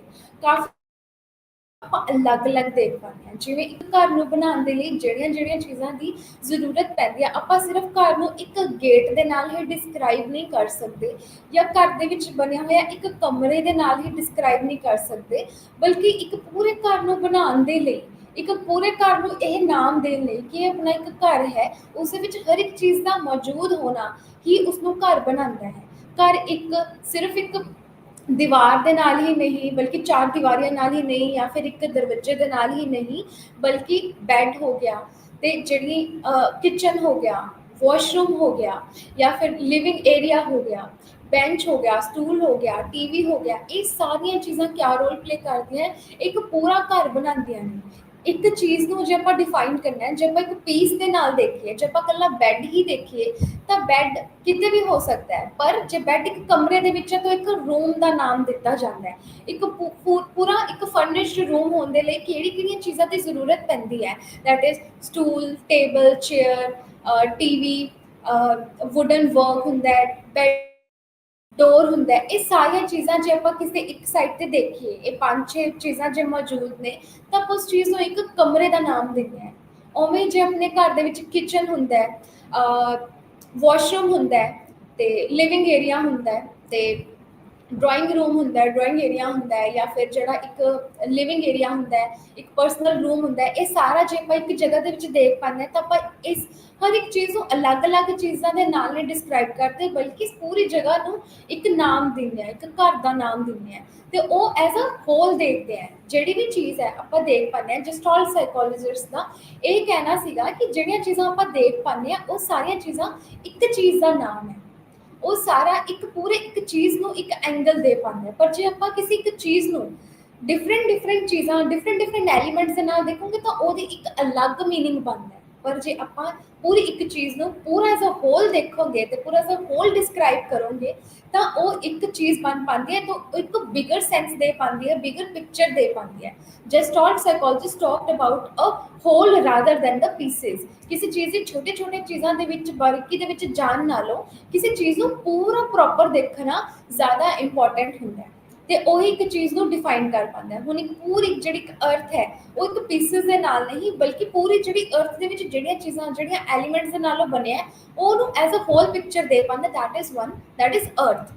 ਪਾਣੀ, ਹਵਾ, ਠੀਕ ਹੈ, ਮਾਊਂਟੇਨਸ, ਇਹ ਸਾਰੀਆਂ ਚੀਜ਼ਾਂ, ਅੱਗ, ਇਹ ਇੱਕ ਕਰਕੇ ਚੀਜ਼ਾਂ ਪਾਰਟ ਇੱਕ ਐਲੀਮੈਂਟ ਬਣਾਉਂਦੀਆਂ ਨੇ, ਠੀਕ ਹੈ। ਇਹ ਸਾਰਾ ਇੱਕ ਅਰਥ ਬਣਾਉਂਦੇ ਆ, ਤਾਂ ਅਰਥ ਨੂੰ ਆਪਾਂ ਪੂਰਾ ਦੇਖਦੇ ਹਾਂ। ਆਪਾਂ ਅਰਥ ਦੇ ਸਿਰਫ ਇੱਕ ਛੋਟੇ ਜਿਹੇ ਪਾਰਟ ਤੋਂ ਹੀ ਨਹੀਂ ਕਹਿੰਦੇ ਕਿ ਇਹ ਅਰਥ ਹੈ, ਬਲਕਿ ਇਹ ਸਾਰਾ ਪਾਰਟ ਉਸ ਤੋਂ ਬਣਾਉਣ ਦੇ ਵਿੱਚ ਹੈਲਪ ਕਰਦਾ ਹੈ, ਠੀਕ ਹੈ। ਉਵੇਂ ਇੱਕ ਘਰ ਹੈ, ਘਰ ਨੂੰ ਇੱਕ ਡਿਫਾਈਨ ਕਰਨ ਲਈ ਹਰ ਇੱਕ ਚੀਜ਼ ਦਾ ਮੌਜੂਦ ਹੋਣਾ ਹੀ ਆਪਾਂ ਉਸ ਨੂੰ ਐਜ਼ ਅ ਘਰ ਦਾ ਨਾਮ ਦਿੰਦੇ ਹਾਂ। ਨਾ ਹੀ ਇੱਕ ਕਮਰਾ, ਨਾ ਹੀ ਇਕੱਲਾ ਕਿਚਨ, ਨਾ ਹੀ ਇਕੱਲਾ ਵਾਸ਼ਰੂਮ, ਬਲਕਿ ਇਹ ਸਾਰੀਆਂ ਚੀਜ਼ਾਂ ਜਿੱਥੇ ਇੱਕ ਜਗ੍ਹਾ ਤੇ ਹੈ, ਉਹ ਇੱਕ ਹੋਲ ਹੈ। It is one, it is fulfilled. ਇਹ ਅੱਧੇ ਪਾਰਟਸ ਜਾਂ ਪੀਸਿਸ ਦੇ ਵਿੱਚ ਨਹੀਂ ਹੈ, ਬਲਕਿ ਪੂਰਾ ਇੱਕ ਪਾਰਟ ਡਿਫਾਈਨ ਹੁੰਦਾ ਹੈ। ਸੋ ਇਨ ਪਰਸੈਪਸ਼ਨ, ਜਸਟੋਲਟ ਸਾਈਕੋਲੋਜਿਸਟ ਨੇ ਕਾਫੀ ਜ਼ਿਆਦਾ ਆਪਣਾ ਜਿੱਦਾਂ ਇਹ ਡਿਸਕਸ਼ਨ ਕੀਤੀ, ਤਾਂ ਫਿਰ ਉਹਨਾਂ ਨੇ ਦੱਸਿਆ ਕਿ ਜਿਹੜੇ ਵੀ ਆਪਣੇ ਇਹ ਲਾਜ਼ ਨੇ, ਦੇਅਰ ਆਰ 6 ਲਾਜ਼ ਜਿਹੜੇ ਆਪਣੀ ਸਕਰੀਨ ਦੇ ਸਾਹਮਣੇ ਨੇ, that are laws of figure ground relationship, laws of proximity, closure, good figure, continuation, common fate and similarity। ਇਹ ਸਾਰਾ ਜਿਹੜਾ ਵੀ ਇਹ laws ਨੇ, ਇਹ laws help ਕਰਦੇ ਨੇ perception ਨੂੰ ਸਮਝਣ ਦੇ ਲਈ, but on the basis of gestalt psychologist। ਜੋ ਗੈਸਟੋਲਟ ਸਾਈਕੋਲੋਜਿਸਟ ਨੇ ਕਿਹਾ ਕਿ ਇੱਕ ਚੀਜ਼ ਦਾ ਜਿਹੜੀ ਡੈਫੀਨੇਸ਼ਨ ਹੈ, ਉਹ ਇਕੱਲੀ ਇੱਕ ਛੋਟੇ ਜਿਹੇ ਪਾਰਟ ਤੋਂ ਨਹੀਂ, ਬਲਕਿ ਐਜ਼ ਅ ਹੋਲ ਤੋਂ ਆਪਾਂ ਉਸ ਚੀਜ਼ ਨੂੰ ਡਿਸਕ੍ਰਾਈਬ ਕਰ ਸਕਦੇ ਹਾਂ। So first is law of figure ground relationship. Now this law defines about the figure of the object, figure and the ground, background, जो उसके बिल्कुल पीछे जो ਆਪਾਂ ਇੱਕ ਚੀਜ਼ ਨੂੰ ਦੇਖ ਪਾ ਰਹੇ ਹਾਂ, ਉਸਦਾ ਬੈਕਗ੍ਰਾਉਂਡ ਹੈ, ਤੇ ਜਿਹੜੀ ਚੀਜ਼ ਆਪਾਂ ਦੇਖ ਪਾ ਰਹੇ ਹਾਂ, background is the back side and the figure जरा उसके बिल्कुल अगे है। एंड इसका क्या रिलेशनशिप है, जो अब मैं इथों अपने सामने स्क्रीन ਨੂੰ देख पा रही ਹਾਂ ਤਾਂ मेरी स्क्रीन के सामने जो वाइट साइड है अपनी जी स्क्रीन की, दैट इज द बैकग्राउंड। ये मेरा बैकग्राउंड है, तो इस बैकग्राउंड तो ऊपर क्या चीज़ उठ रही है, द फिगर्स, द सेंटेंसेस जो मेरे अगे ने, जिवें मैं इस चीज़ को पढ़ पा रही हाँ इन अ ब्लैक कलर, जो भी मैंने ब्लैक कलर च दिख रहा है उसको इनहैंस क्या कर रहा है, मेरा background. Background is white colour and the figure is my black colour. ठीक है, सो की हो रहा है हुण, कॉन्ट्राडिक्ट भी कर रहा है ब्लैक एंड वाइट हुण, क्योंकि मेरा बैकग्राउंड इज प्योरली वाइट, इस करके जी इनफॉर्मेशन जी मैं रीड कर पा रही हूँ वो totally it is in a black colour, so that वो चीज़ मैनू ईजीली रीड करी जा सके। ठीक है, उस चीज़ को मैं अलग तो काउंट कर सका और उस तो अलग तो मैनू चमक सके, दिख पावे, तो मैं उस चीज़ का एक ऑब्जेक्ट नू समझ पावा कि क्या लिखा है।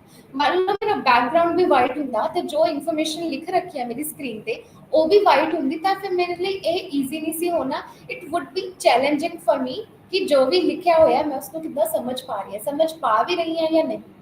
So that's how figure-ground relationship plays the role in terms of understanding or perceiving the information for our brain, ताकि अपना brain उस information को समझ पावे।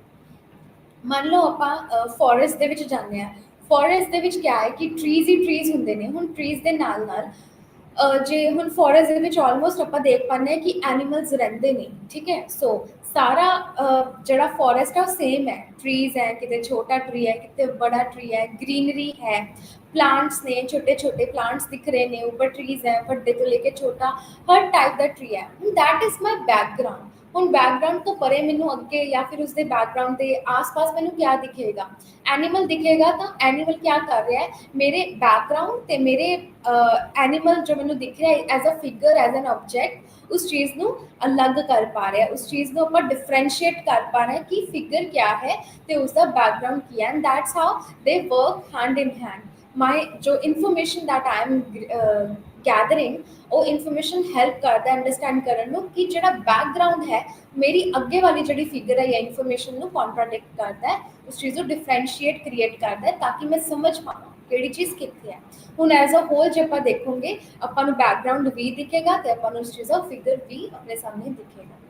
Second comes law of proximity. Proximity यानी जी चीज़ बहुत ज़्यादा क्लोज होती है।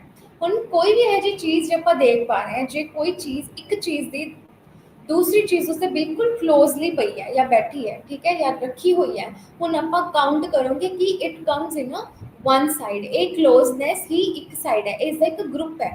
ठीक है, जे मेरे को 3 पेन पे ने ते 2 पेन इकट्ठे पे ने ते एक पेन थोड़ा जा दूर है, तो मैं काउंट करूँगी that these 2 pens are from one side and जो तीजा पेन है जो थोड़ा जा दूर है वो अलग है, क्योंकि प्रॉक्सिमिटी है, वो क्लोज है, उन्होंने एक क्लोजनेस है।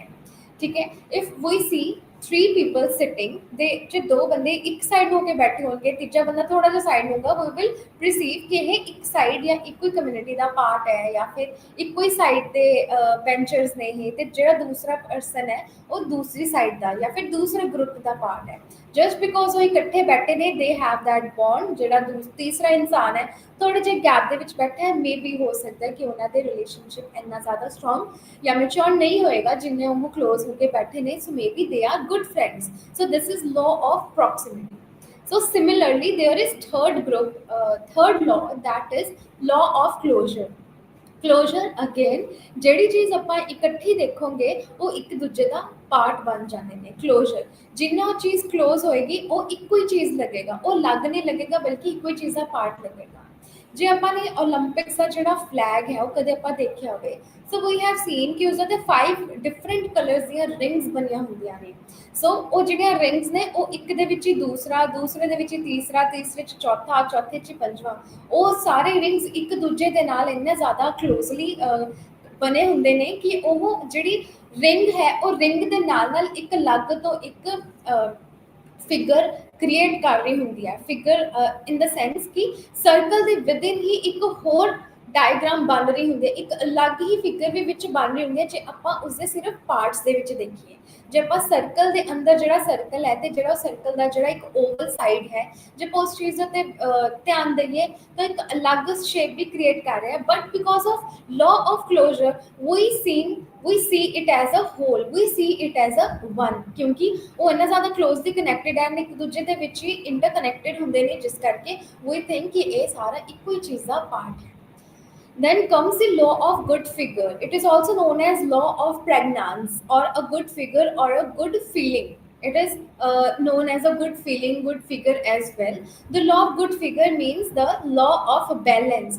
How we balance out the things. कोई भी चीज सेम चीज है, उसी दे सेम ही बैलेंस है विच there is one circle and there is the another circle, जो वो सेम ने तो बैलेंस जे कर रहे ने, they comes as a part of one community, as a one, as a same thing. Balance हो जाती है वो चीज़। ਤੇ ਜਿਵੇਂ ਹੁਣ ਮੈਂ ਤੁਹਾਨੂੰ ਐਗਜ਼ਾਮਪਲ ਦਿੱਤੀ ਸੀਗੀ 올림픽ਸ ਵਾਲੀ, ਕਿ ਉਹ ਜਿਹੜੇ ਰਿੰਗਸ ਨੇ they are so much incline towards each other, ਕਿ ਉਹ ਅਲੱਗ ਨਹੀਂ ਹੈ ਕਿ ਚਾਰ ਪੀਸਿਸ, ਚਾਰ ਸਰਕਲ ਇੱਕ ਸਾਈਡ ਹੈ ਤੇ ਪੰਜਵਾਂ ਜਿਹੜਾ ਇੱਕ ਸਰਕਲ ਹੈ ਉਹ ਦੂਸਰੀ ਸਾਈਡ ਹੈ, ਬਲਕਿ ਉਹ ਸਾਰੇ ਇੱਕ ਦੂਜੇ ਨੂੰ ਕੰਟਰਡਿਕਟ ਕਰਦੇ ਨੇ, ਇੱਕ ਦੂਜੇ ਦੇ ਨਾਲ ਨੇ, just because of there difference in colour उस चीज़ को अलग भी दिखाते हैं, अलग के नाल they become as a balancing source to make it as a understanding element, ताकि आप समझ पाइए अलग अलग कलर्स ने सर्कल है एंड वो सर्कल्स रिप्रेजेंट क्या कर पा रहे हैं अपने।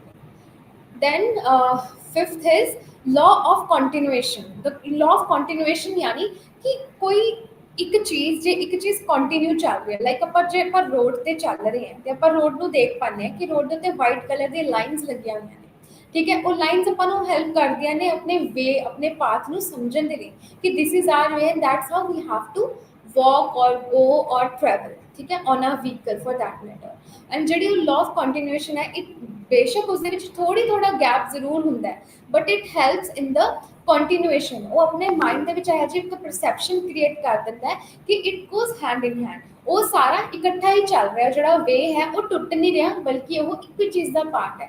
सो that's how our continuation towards like the understanding from the Gestalt perspective आप समझ पाने हैं कि जे किसी चीज़ के विच थोड़ा जा गैप भी है, एरर भी है, इनडायरैक्टली वो चीज़ जे टुट भी रही है, but we can still see that a continuity हैगी है, कंटिन्यूएशन चलती आ रही है through the lines or through the path that we are walking towards. Then is law of common fate. Now common fate यानी ਜਦੋਂ ਸਾਰੇ ਬੰਦੇ मतलब कोई भी चीज़ जो सेम ही साइड में तुर रहे हैं तो अपन लगता है कि वो सारे एक ही साइड में जाने वाले इंसान ने, जबकि हो सकता है कि हर एक दा पाथ डिफरेंट हो, ठीक है, सॉरी, हर एक दा एक जिहड़ा एंड गोल डिफरेंट हो, बट पाथ सेम हो, बट किसी तीसरे देखने वाले को ऐ लगेगा it is a common fate कि सारे कॉमन साइड तो कॉमन राह तो ही तुर के अगे वध रहे हैं या जा रहे हैं। So that's how common fate works कि जिमें आप जो व्हीकल किते जा रहे हैं, आप बस दे विच जा रहे हैं या फिर आप अपनी कार दे विच जा रहे हैं तो आप देखते हैं कि सारे लोग सिर्फ आप ही उस रस्ते तो ट्रैवल नहीं कर रहे, बल्कि अपने नाल नाल होर भी लोग ने जिहड़े उस साइड को ट्रैवल कर रहे हैं या उसी पाथ उसी गेटवे दे नाल जा पा रहे हैं, उसी रस्ते को चूज कर रहे हैं जिस रस्ते को आप चूज किया है। So that is the law of common fate when we see everyone is going towards the same direction और the same path in a common way, in a common fate. Last is law of similarity. Law of similarity यानी जो अपने कोल काफ़ी सारे pens पे ने अपने table पे, हुण उसदे विच आपां क्या करोगे, उसदे विच आपां सारे पेन्स दे विच आपां कुछ पेन हैगे तो सेम ने बट कलर इज डिफरेंट, कोई पेन हैगा ग्रीन कलर का, कोई ब्लू कलर का, ब्लैक कलर का, ग्रे कलर का, पर वो पूरे अपने टेबल उत्ते बिछे हुए हैं, ठीक है। So law of similarity how it works here is कि जिन्ने भी पेन्स अपने अगे पे ने, what we will do is कि जेड़े पेन सेम कलर दे ने we will find ਆਪਾਂ ਉਸ ਨੂੰ ਪਿਕ ਕਰਾਂਗੇ ਤੇ ਆਪਾਂ ਉਸ ਨੂੰ ਇਕੱਠਾ ਕਰ ਦਾਂਗੇ as if they forms as a similarity, ਉਹ ਇੱਕ ਗਰੁੱਪ ਦਾ ਪਾਰਟ ਨੇ ਕਿਉਂਕਿ ਸੇਮ ਕਲਰ ਹੈ, ਠੀਕ ਹੈ। ਸੋ ਐਦਾਂ ਹੀ ਜਿਹੜੇ ਜਿਹੜੇ ਕਲਰ ਸੇਮ ਹੋਣਗੇ ਆਪਾਂ ਉਸ ਤੋਂ ਅਲੱਗ-ਅਲੱਗ ਕਰ ਦਾਂਗੇ ਤੇ ਜਿਹੜੇ ਸੇਮ ਕਲਰ ਹੈ ਆਪਾਂ ਨੂੰ ਆਈਡੀਆ ਲੱਗਦਾ ਰਹੇਗਾ ਕਿ ਜੇ ਸਾਰੇ ਗ੍ਰੀਨ ਕਲਰ ਦੇ ਪੈਨ ਹੈ ਉਹ ਇੱਕ ਸਾਈਡ ਕਰ ਦਾਂਗੇ, ਆਪਾਂ ब्लैक कलर के पेन एक साइड कर दोगे एंड सिमिलरली जेडे जेडे कलर अपने सामने होंगे उसको आप डिफरेंट साइड पे आप कर पाओगे तो उसको एज अ वन ग्रुप समझ पाओगे। जे क्लास दे विच स्टूडेंट्स ने ਇੰਟੈਲੀਜੈਂਟ ਹੈ, ਨਾਰਮਲੀ ਲਾਈਕ ਐਵਰੇਜ ਹੈ, ਬਿਲੋ ਐਵਰੇਜ ਹੈ। ਹੁਣ ਕਿਆ ਕਰੋਗੇ, ਜਿਹੜੇ ਬੱਚੇ ਸਿਮਿਲਰ ਹੋਣਗੇ ਪੜ੍ਹਾਈ ਦੇ ਵਿੱਚ, ਸੇਮ ਨੰਬਰ ਆਏ ਹੋਣਗੇ, we will mark them as one group, ਕਿ ਇੱਕ ਗਰੁੱਪ ਦਾ ਪਾਰਟ ਹੈ, they are more intelligent than the others, so they will be the in the similar group, that is team A, then team B, then team C similarly, ਠੀਕ ਹੈ, ਜਿਹੜੇ ਜਿਹੜੇ part ਦੇ ਵਿੱਚੋਂ ਹੋਣਗੇ। So this is how law of similarity work। ਜੇ ਕੋਈ ਚੀਜ਼ ਦੂਰ ਵੀ ਪਈ ਹੈ ਬਟ ਉਹਨਾਂ ਦੇ ਵਿੱਚ ਕੁਝ ਕਾਮਨ ਫੈਕਟਰ ਹੈ, ਕੁਝ ਚੀਜ਼ ਕਾਮਨ ਆਪਾਂ ਦੇਖ ਪਾ ਰਹੇ ਹਾਂ, ਸੋ they are the part of the same thing, same group. ਚਾਹੇ ਜਿੰਨੀ ਮਰਜ਼ੀ ਦੂਰ ਹੋਵੇ ਬਟ ਜੇ ਸਿਮਿਲੈਰਿਟੀ ਹੈ, ਸੋ ਚਾਹੇ ਉਹ ਚੀਜ਼ ਜਿੰਨੀ ਮਰਜ਼ੀ ਦੂਰ ਹੈ, they are the same part। Then comes the influence or the level of influence of perception in our life। ਕੋਈ ਵੀ ਚੀਜ਼ ਆਪਾਂ ਇਫੈਕਟ ਆਪਾਂ ਕਿੱਦਾਂ ਦੇਖ ਪਾਉਂਦੇ ਹਾਂ, ਜੇ ਆਪਾਂ ਕੋਈ ਚੀਜ਼ ਪਰਸੀਵ ਕਰ ਰਹੇ ਹਾਂ, ਦੇਖ ਪਾ ਰਹੇ ਹਾਂ, ਸਮਝ ਪਾ ਰਹੇ ਹਾਂ, ਉਸ ਦੀ ਪਰਸੈਪਸ਼ਨ ਦਾ ਆਪਣੇ ਉੱਤੇ ਕਿਆ ਇਫੈਕਟ ਹੈ। So first is motivation. ਆਪਾਂ ਜੋ ਵੀ ਇਨਫੋਰਮੇਸ਼ਨ ਆਪਣੇ ਇਨਵਾਇਰਨਮੈਂਟ ਦੇ ਵਿੱਚ ਕਲੈਕਟ ਕਰਦੇ ਹਾਂ, we don't collect it as a lame thing, as ਆਪਾਂ ਫਾਲਤੂ ਉਸ ਚੀਜ਼ ਨੂੰ ਨਹੀਂ ਆਪਾਂ ਕਲੈਕਟ ਕਰਨਾ ਚਾਹਾਂਗੇ, ਬਲਕਿ there will be always a purpose. ਆਪਾਂ ਪਰਪਸਲੈਸ ਹੋ ਕੇ ਕਿਸੇ ਚੀਜ਼ ਨੂੰ ਨਹੀਂ ਕਰੋਗੇ, ਬਲਕਿ ਆਪਣੇ ਅੰਦਰ ਲੱਗਦਾ ਆਪਾਂ ਨੂੰ ਕਿ ਆਪਾਂ ਨੂੰ ਇੱਕ ਨੀਡ ਹੈ ਉਸ ਚੀਜ਼ ਨੂੰ ਸਮਝਣ ਦੇ ਲਈ, and that's why we get motivation to select the information. ਤੇ ਆਪਾਂ ਇਨਫੋਰਮੇਸ਼ਨ ਨੂੰ ਫਿਰ ਆਪਾਂ ਇੱਕ ਮੀਨਿੰਗ ਦਿੰਦੇ ਹਾਂ, ਥਾਟ ਦਿੰਦੇ ਹਾਂ, ਤੇ ਆਪਾਂ ਉਸ ਦੇ ਹੀ ਅਕੋਰਡਿੰਗ ਆਪਾਂ ਉਸ ਚੀਜ਼ ਨੂੰ ਪ੍ਰੋਸੈਸ ਕਰ ਪਾਉਂਦੇ ਹਾਂ।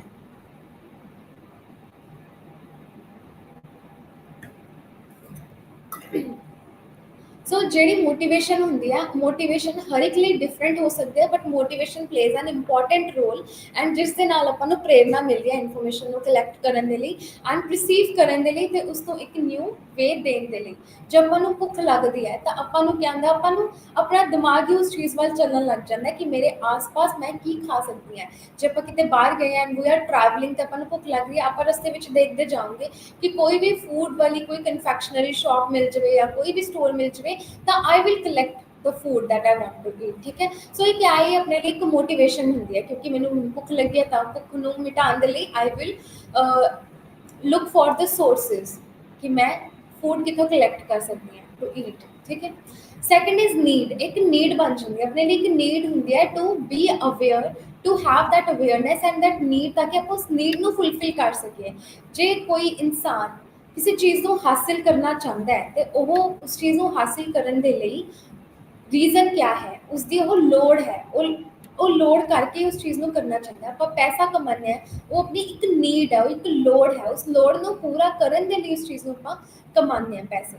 ਠੀਕ ਹੈ, third is the culture, the effect of culture. ਆਪਣੇ ਉੱਤੇ ਇੱਕ ਕਲਚਰ ਦਾ ਕਿਆ ਇਫੈਕਟ ਰਹਿੰਦਾ ਹੈ। Culture is the environment from which we are coming from, and ਉਹ ਇਨਵਾਇਰਨਮੈਂਟ ਆਪਾਂ ਨੂੰ ਕਿਆ ਸਿਖਾਉਂਦਾ ਹੈ, ਉਹਨਾਂ ਨੂੰ ਕਲਚਰ ਆਪਾਂ ਨੂੰ ਕਿਆ ਐਟੀਕੇਟਸ ਦਿੰਦਾ ਹੈ, ਕਿਆ ਨੌਲੇਜ ਦਿੰਦਾ ਹੈ, ਕੀ ਐਟੀਟਿਊਡ ਦਿੰਦਾ ਹੈ, ਕੀ ਸਮਝ ਦਿੰਦਾ ਹੈ, ਕੀ ਲਰਨਿੰਗ ਦਿੰਦਾ ਹੈ, ਕਿ ਆਪਾਂ ਕਿਵੇਂ ਡਿਸਿਪਲਿਨ 'ਚ ਰਹਿਣਾ ਹੈ, ਕਿਵੇਂ ਹੈਲਪਫੁਲ ਰਹਿਣਾ ਹੈ, ਤੇ ਉਸ ਕਲਚਰ ਦੇ ਵਿੱਚ ਆਪਾਂ ਕਿੱਦਾਂ ਆਪਣਾ ਰੋਲ ਅਦਾ ਕਰਨਾ ਹੈ, ਆਪਣਾ ਰੋਲ ਪਲੇ ਕਰਨਾ ਹੈ। So that's how our culture helps in the perception. Then is the effect of our experience. ਜੋ ਵੀ ਆਪਾਂ ਐਕਸਪੀਰੀਅੰਸ ਅੱਜ ਦਾ ਟਾਈਮ ਕਰ ਰਹੇ ਹਾਂ, ਉਹ ਸਿਰਫ ਇਨਫੋਰਮੇਸ਼ਨ ਸਿਰਫ ਅੱਜ ਦੀ ਹੀ ਨਹੀਂ ਹੈ, ਬਲਕਿ ਆਪਣੀ ਪੁਰਾਣੀ ਇਨਫੋਰਮੇਸ਼ਨ ਦੇ ਨਾਲ ਕਨੈਕਟ ਹੁੰਦੇ ਇੱਕ ਸਿਮਿਲੈਰਿਟੀ ਦਾ ਰੋਲ ਪਲੇ ਕਰ ਪਾਉਂਦੀ ਹੈ। ਜੋ ਵੀ ਐਕਸਪੀਰੀਐਂਸਿਸ ਆਪਾਂ ਅੱਜ ਤੱਕ ਇਕੱਠੇ ਕੀਤੇ ਨੇ, ਉਹ ਸਾਰੇ ਇਨਫੋਰਮੇਸ਼ਨ ਹੀ ਆਪਣਾ ਐਕਸਪੀਰੀਐਂਸ ਹੈ, ਤੇ ਉਸ ਐਕਸਪੀਰੀਐਂਸ ਦੇ ਥਰੂ ਹੀ ਆਪਾਂ ਆਪਣਾ ਵਰਕ ਅੱਗੇ ਕੰਟੀਨਿਊ ਕਰ ਪਾਉਂਦੇ ਹਾਂ, ਰਿਫਲੈਕਟ ਕਰ ਪਾਉਂਦੇ ਹਾਂ ਆਪਣੇ ਅੱਗੇ ਫਿਊਚਰ ਦੇ ਲਈ ਜਾਂ ਫਿਰ ਆਪਣੇ ਪ੍ਰੈਜ਼ੈਂਟ ਦੇ ਲਈ। ਆਪਣਾ ਪ੍ਰੈਜ਼ੈਂਟ ਇਸੇ ਕਰਕੇ ਆਪਣੇ ਪਾਸਟ ਦੇ ਨਾਲ ਜੁੜਿਆ ਹੋਇਆ ਹੁੰਦਾ ਹੈ, ਕਿਉਂਕਿ ਪਾਸਟ ਇਨਫੋਰਮੇਸ਼ਨ ਹੈਲਪ ਕਰਦੀ ਹੈ ਐਕਸਪੀਰੀਐਂਸਿਸ ਦੇ ਵਿੱਚ, ਤੇ ਉਹ ਐਕਸਪੀਰੀਐਂਸ ਜੇ ਆਪਾਂ ਪਾਸਟ ਵਿੱਚ ਕੋਈ ਗਲਤੀ ਕੀਤੀ ਹੈ, ਤਾਂ ਆਪਾਂ ਆਪਣੇ ਪ੍ਰੈਜ਼ੈਂਟ ਨੂੰ ਉਸ ਗਲਤੀਆਂ ਤੋਂ ਬਚਾ ਕੇ ਉਸ ਚੀਜ਼ ਨੂੰ ਸਹੀ ਕਰਨ ਦੀ ਫਿਰ ਆਪਾਂ ਕੋਸ਼ਿਸ਼ ਕਰਦੇ ਹਾਂ, ਕਿਉਂਕਿ ਵੀ ਐਗਜ਼ੈਕਟਲੀ ਰਿਮੈਂਬਰ ਕਿ ਆਪਣੇ ਪੁਰਾਣੇ ਪਾਸਟ ਐਕਸਪੀਰੀਐਂਸਿਸ ਦੇ ਵਿੱਚ ਉਹ ਚੀਜ਼ ਆਪਣੇ ਤੋਂ ਗਲਤ ਹੋਈ ਸੀ, ਤਾਂ ਆਪਾਂ ਅੱਜ ਦੇ ਐਕਸਪੀਰੀਐਂਸਿਸ ਦੇ ਵਿੱਚ ਉਸ ਚੀਜ਼ ਨੂੰ ਸੈੱਟ ਕਰਕੇ ਆਪਾਂ ਅੱਗੇ ਵੱਧ ਸਕੀਏ। Then is the effect of emotions. ਆਪਣੇ ਜਿਹੜੇ ਇਮੋਸ਼ਨਸ ਨੇ, ਸਿਰਫ ਆਪਾਂ ਹੀ ਨਹੀਂ ਬਲਕਿ ਜਿੰਨੇ ਵੀ ਆਪਣੇ ਇਮੋਸ਼ਨਸ ਨੇ, ਉਹ ਹੈਲਪ ਕਰਦੇ ਨੇ ਆਪਾਂ ਨੂੰ ਇਨਵਾਇਰਨਮੈਂਟ ਦੇ ਵਿੱਚ ਫੀਲ ਕਰਨ ਦੇ ਲਈ, ਥਾਟਸ ਚਲਾਉਣ ਦੇ ਲਈ। ਰਿਸਪੌਂਸ ਦੇਣ ਦੇ ਲਈ, ਇੰਟੈਲੀਜੈਂਸ ਰਿਫਲੈਕਟ ਕਰਨ ਦੇ ਲਈ, ਤੇ ਆਪਣੇ ਰਿਲੇਸ਼ਨਸ਼ਿਪਸ ਨੂੰ ਇਨਵਾਇਰਨਮੈਂਟ ਦੇ ਵਿੱਚ ਕੰਟਰੋਲ ਦੇ ਵਿੱਚ ਰੱਖਣ ਦੇ ਲਈ, ਆਪਣੇ ਇਮੋਸ਼ਨਸ ਹੈਲਪ ਕਰਦੇ ਨੇ ਸਮਝਣ ਦੇ ਲਈ ਕਿ ਆਪਾਂ ਨੂੰ ਆਪਣਾ ਕਿਆ ਨੈਕਸਟ ਸਟੈਪ ਲੈਣਾ ਚਾਹੀਦਾ ਹੈ, ਕਿਆ ਕਰਨਾ ਚਾਹੀਦਾ ਹੈ, ਐਂਡ ਉਸੇ ਦੇ ਵਿੱਚ ਹੀ ਆਪਣੇ ਜਿਹੜਾ ਇਮੋਸ਼ਨਸ ਹੈ, it plays a major role towards the effect of our perception. Then comes the types of perception. Perception किन्नियां types यानी, and how it plays important role in terms of perceiving what we are perceiving from our environment, from our outer sources.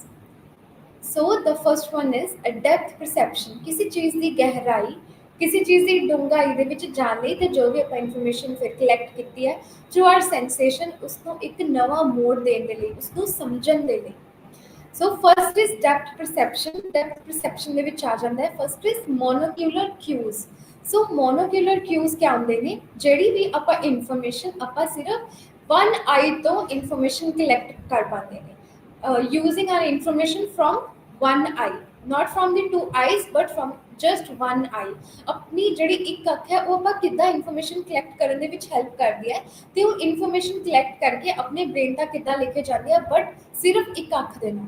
So first is relative size.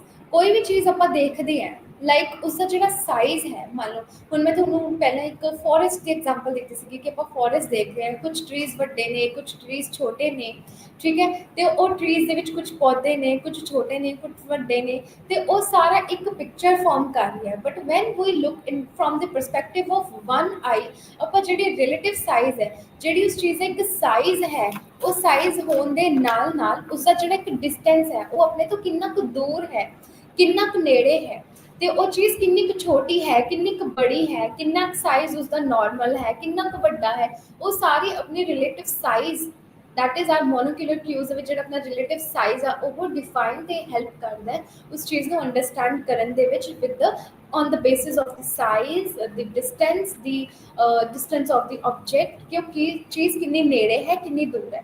ਆਪਾਂ idea ਲਗਾ ਲੈਂਦੇ ਕਿ ਇਹ ਚੀਜ਼ ਮੇਰਾ ਜਿੰਨਾ ਵਨ ਆਰਮ ਡਿਸਟੈਂਸ ਹੈ, if I want to collect a pen, ਤੇ ਮੇਰਾ ਇੱਕ ਹੱਥ ਇਨਫ ਰਹੇਗਾ ਉਸ ਪੈਨ ਨੂੰ ਕਲੈਕਟ ਕਰਨ ਦੇ ਲਈ, ਜਾਂ ਮੈਨੂੰ ਆਪਣੀ ਸੀਟ ਤੋਂ ਉੱਠ ਕੇ ਉਸ ਪੈਨ ਨੂੰ ਕਲੈਕਟ ਕਰਨ ਦੇ ਲਈ ਮੈਨੂੰ ਜਾਣਾ ਪਏਗਾ।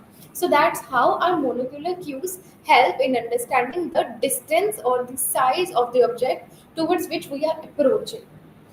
Then second is texture grandeur. Texture grandeur is the on the basis of the texture। ਕੁਝ ਚੀਜ਼ਾਂ ਦਾ ਟੈਕਸਚਰ ਕਿੱਦਾਂ ਦਾ ਹੁੰਦਾ ਹੈ, ਤੇ ਕੁਝ ਚੀਜ਼ਾਂ ਦਾ ਟੈਕਸਚਰ ਉਸਨੂੰ ਅਲੱਗ ਕਰ ਪਾਉਂਦਾ ਹੈ, ਕੁਝ ਚੀਜ਼ਾਂ ਦਾ ਟੈਕਸਚਰ ਉਸਨੂੰ ਸੇਮ ਸ਼ੋ ਪ੍ਰੈਡਿਕਟ ਕਰਵਾ ਪਾਉਂਦਾ ਹੈ।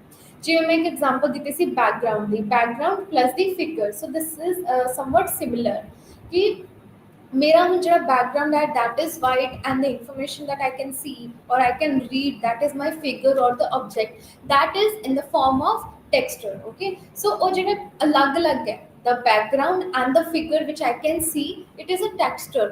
हूँ जो वही टेक्सचर सेम होवे, वाइट ही बैकग्राउंड, वाइट ही मेरा ऑब्जेक्ट, जी चीज़ों में देखना है, तो मेरे लिए बहुत ज़्यादा like it will be next to impossible to differentiate what I want to read and what the background is, और सारा कुछ मिक्सअप हो जाएगा। And that's how the texture helps in understanding the differences.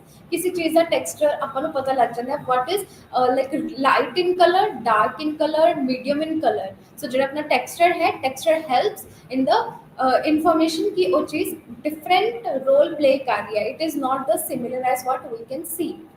Third is aerial perspective. Aerial perspective like it would be haziness, कुछ जिदा आप environment देखते हैं, लाइक जब आप पहाड़ा च जाते हैं, ठीक है, आप देखते हैं माउंटेन्स, देखते हैं अपने सामने, माउंटेन्स के विच क्या होंगे कि जे बर्फ पै रखी होंगी है तो माउंटेन्स ढके हुए होंगे ने, ठीक है, माउंटेन्स के विच कितों लाइक जे काफ़ी ज़्यादा पोल्यूशन है जी, ठीक है, तो वो पोल्यूशन कितना दिखेगा अपन नूं, हो सकता माउंटेन्स अपन नूं दिखणगे नहीं। जे फॉग है तो उसदे विच भी अपन नूं माउंटेन जिद्दां पूरा एक फुल एक माउंटेन है अपन नूं दिख नहीं पाएगा, क्योंकि वो हुण हेजी हो चुका है, वो पोल्यूटेंट हो चुका है। वो चीज़ अपन नूं जिहड़ी रियलिटी दे विच जिहड़ी चीज़ उत्थे मौजूद है उसनूं अपन देख नहीं पा रहे हैं। द रीज़न बीइंग कि वो चीज़ लुक चुकी है, जो रियलिटी है वो लुक चुकी है थ्रू द हेजीनेस, या धुआं दे नाल या पोल्यूशन दे नाल उस चीज़ नूं उस चीज़ ने लुको दिता है। ਤੇ ਉਹ ਚੀਜ਼ ਫਿਰ ਆਪਾਂ ਨੂੰ ਡਿਫਾਈਨ ਕਰਨ ਦੇ ਵਿੱਚ ਪ੍ਰੋਬਲਮ ਆਉਂਦੀ ਹੈ। ਤੇ ਆਪਾਂ ਉਸ ਚੀਜ਼ ਦਾ ਇੱਕ ਕਲਾਊਡਸ ਵੀ ਹੁੰਦੇ ਨੇ, ਆਪਾਂ ਕਲੀਅਰ ਸਕਾਈ ਦੇਖ ਨਹੀਂ ਪਾਉਂਦੇ ਹੈਗੇ ਕਿਉਂਕਿ ਜਿਹੜਾ ਸਕਾਈ ਹੈ, ਸਕਾਈ ਉਸ ਚੀਜ਼ ਨੂੰ ਲੁਕੋ ਦਿੰਦਾ ਹੈ। ਸੌਰੀ, ਕਲਾਊਡਸ ਉਸ ਚੀਜ਼ ਦੀ ਕਲੈਰਿਟੀ ਨੂੰ ਲੁਕੋ ਦਿੰਦੇ ਆ। ਜੋ ਸਕਾਈ ਦੇ ਵਿੱਚ ਜੋ ਆਪਣੀ ਇੱਕ ਕਲੈਰਿਟੀ ਹੈ, that is the blue colour of the sky, ਆਪਣਾ ਜਿਹੜੇ ਕਲਾਊਡਸ ਨੇ ਉਸ ਚੀਜ਼ ਨੂੰ ਲੁਕੋ ਦਿੰਦੇ ਨੇ। ਕਈ ਵਾਰੀ ਫਿਰ ਕਲਾਊਡਸ ਬਲੈਕ ਹੁੰਦੇ ਨੇ ਕਲਰ 'ਚ, ਕਈ ਵਾਰੀ ਵਾਈਟਿਸ਼ ਹੁੰਦੇ ਨੇ, ਕਈ ਵਾਰੀ ਹੇਜ਼ੀਨੈਸ ਹੁੰਦੀ ਹੈ। ਤਾਂ ਉਹ ਅਲੱਗ-ਅਲੱਗ ਤਰੀਕੇ ਦਾ ਹੋਣ ਕਰਕੇ ਆਪਣਾ ਜਿਹੜਾ ਬੈਕਗਰਾਉਂਡ ਹੈ, ਦੈਟ ਇਜ਼ ਸਕਾਈ ਤੋਂ ਉਹ ਕੰਟਰਾਡਿਕਟ ਕਰ ਦਿੰਦੇ ਨੇ towards the clarity, and that's how aerial perspective works. Then comes linear perspective. So what is linear perspective? Linear perspective ਹੁੰਦਾ ਹੈ ਜਿਹੜੀ ਇੱਕ ਚੀਜ਼ ਸਿੱਧੀ ਜਾਂਦੀ ਜਾ ਰਹੀ ਹੈ, ਇੱਕ ਚੀਜ਼ ਸਿੱਧੀ ਜਾਂਦੀ ਜਾਂਦੀ ਅੱਗੇ ਜਾ ਕੇ ਜੇ ਆਪਾਂ ਰੋਡ ਦੇਖਦੇ ਹਾਂ, ਜੇ ਕੋਈ ਸਿੱਧੀ ਰੋਡ ਹੈ, ਰੋਡ ਤਾਂ ਬਿਲਕੁਲ ਸਿੱਧੀ ਜਾ ਰਹੀ ਹੈ, ਬਟ ਆਪਾਂ ਜੇ ਇੱਕ ਸਾਈਡ ਤੋਂ ਇੱਕ ਐਂਗਲ ਤੋਂ ਖੜ ਕੇ ਦੇਖਦੇ ਹਾਂ, ਸੋ ਵੀ ਸੀ ਕਿ ਅੱਗੇ ਤੋਂ ਤਾਂ ਰੋਡ ਬਹੁਤ ਜ਼ਿਆਦਾ ਲਾਈਕ ਜਿਹੜੀ ਉਸਦਾ ਇੱਕ ਗੈਪ ਹੈ ਉਹ ਕਾਫੀ ਜ਼ਿਆਦਾ ਹੈ, ਬਟ ਅੱਗੇ ਜਾਂਦੇ ਜਾਂਦੇ ਉਹ ਬਿਲਕੁਲ ਥੋੜਾ ਜਿਹਾ ਹੋ ਜਾਂਦਾ ਹੈ, ਵਿਚ ਫੀਲਸ ਲਾਈਕ ਕਿ ਅੱਗੇ ਜਾ ਕੇ ਉਹ ਰੋਡ ਬੰਦ ਹੁੰਦੀ ਨਜ਼ਰ ਆਉਂਦੀ ਹੈ। ਜੇ ਆਪਾਂ ਨਾਲ ਆਪਾਂ ਆਪਣੇ ਟਰੀਜ਼ ਦੇਖਦੇ ਨੇ, ਜਿਵੇਂ ਜਿਵੇਂ ਆਪਾਂ ਵਹੀਕਲ 'ਚ ਟਰੈਵਲ ਕਰਦੇ ਹਾਂ, ਆਪਾਂ ਦੇਖਦੇ ਹਾਂ ਕਿ ਟਰੀਜ਼ ਆਪਣੇ ਨਾਲ ਚੱਲ ਰਹੇ ਨੇ, ਬਟ ਅੱਗੇ ਆਪਾਂ ਨੂੰ ਟਰੀਜ਼ ਦੇ ਕਰਕੇ ਦਿਖਦਾ ਕਿ ਰਸਤਾ ਬੰਦ ਲੱਗ ਰਿਹਾ ਹੁੰਦਾ ਆਪਾਂ ਨੂੰ। ਆਪਾਂ ਬਿਲਕੁਲ ਕਲੀਅਰਲੀ ਦੇਖ ਨਹੀਂ ਪਾਉਂਦੇ ਹੈਗੇ ਕੋਈ ਚੀਜ਼ ਅੱਗੇ ਦੀ, ਜੋ ਆਪਾਂ ਉਸੇ ਪੁਆਇੰਟ ਤੇ ਖੜ ਕੇ ਦੇਖ ਪਾ ਰਹੇ ਹਾਂ। So that's how linear perspective works through monocular cues, ਕਿ ਆਪਾਂ ਨੂੰ ਉਹ ਚੀਜ਼, ਆਪਾਂ ਨੂੰ ਇੱਕ ਇਲੂਜ਼ਨ ਕ੍ਰੀਏਟ ਹੋ ਜਾਂਦੀ ਹੈ ਕਿ ਉਹ ਚੀਜ਼ ਅੱਗੇ ਜਾ ਕੇ ਉਹ ਬੰਦ ਹੋ ਰਹੀ ਹੈ, ਜਦਕਿ ਉਹ ਰਸਤਾ ਓਪਨ ਹੁੰਦਾ ਹੈ। ਜਦੋਂ ਆਪਾਂ ਉਸ ਪੁਆਇੰਟ ਤੱਕ ਪਹੁੰਚਦੇ ਹਾਂ ਤਾਂ ਆਪਾਂ ਨੂੰ ਕਲੀਅਰਲੀ ਦਿਖ ਪਾਉਂਦਾ ਹੈ। Then comes binocular cues. Binocular cues when we are able to see the thing from the two eyes. ਜਦੋਂ ਆਪਾਂ ਦੋਨੋਂ ਅੱਖਾਂ ਦੇ ਨਾਲ ਯੂਜ਼ ਕਰ ਪਾਉਂਦੇ ਹਾਂ। Mono means one and bino means two. Bi, ठीक है? Mo and bi is with two. ठीक है? So first is retinal disparity, binocular parallax.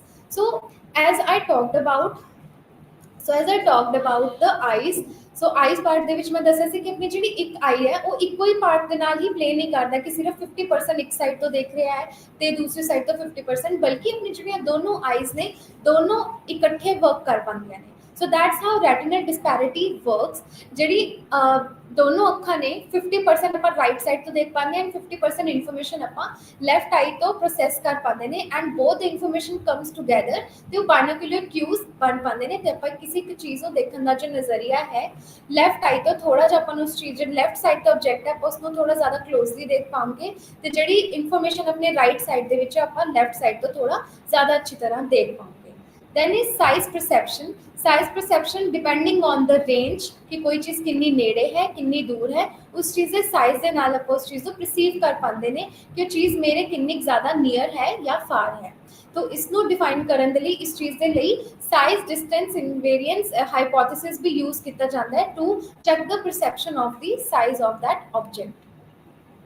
Then comes the movement perception. ਜਿਵੇਂ ਜਿਵੇਂ ਆਪਾਂ ਮੂਵ ਕਰਦੇ ਹਾਂ while we are traveling on a vehicle or something, ਤੇ ਆਪਾਂ ਉਹ ਮੂਵਮੈਂਟ ਜਦੋਂ ਆਪਾਂ ਕਰ ਰਹੇ ਹਾਂ ਆਪਣੇ ਨਾਲ ਨਾਲ ਆਪਾਂ ਦੇਖਦੇ ਹਾਂ ਆਪਣਾ ਇਨਵਾਇਰਨਮੈਂਟ ਵੀ ਆਪਣੇ ਨਾਲ ਨਾਲ ਚੱਲ ਰਿਹਾ ਹੈ।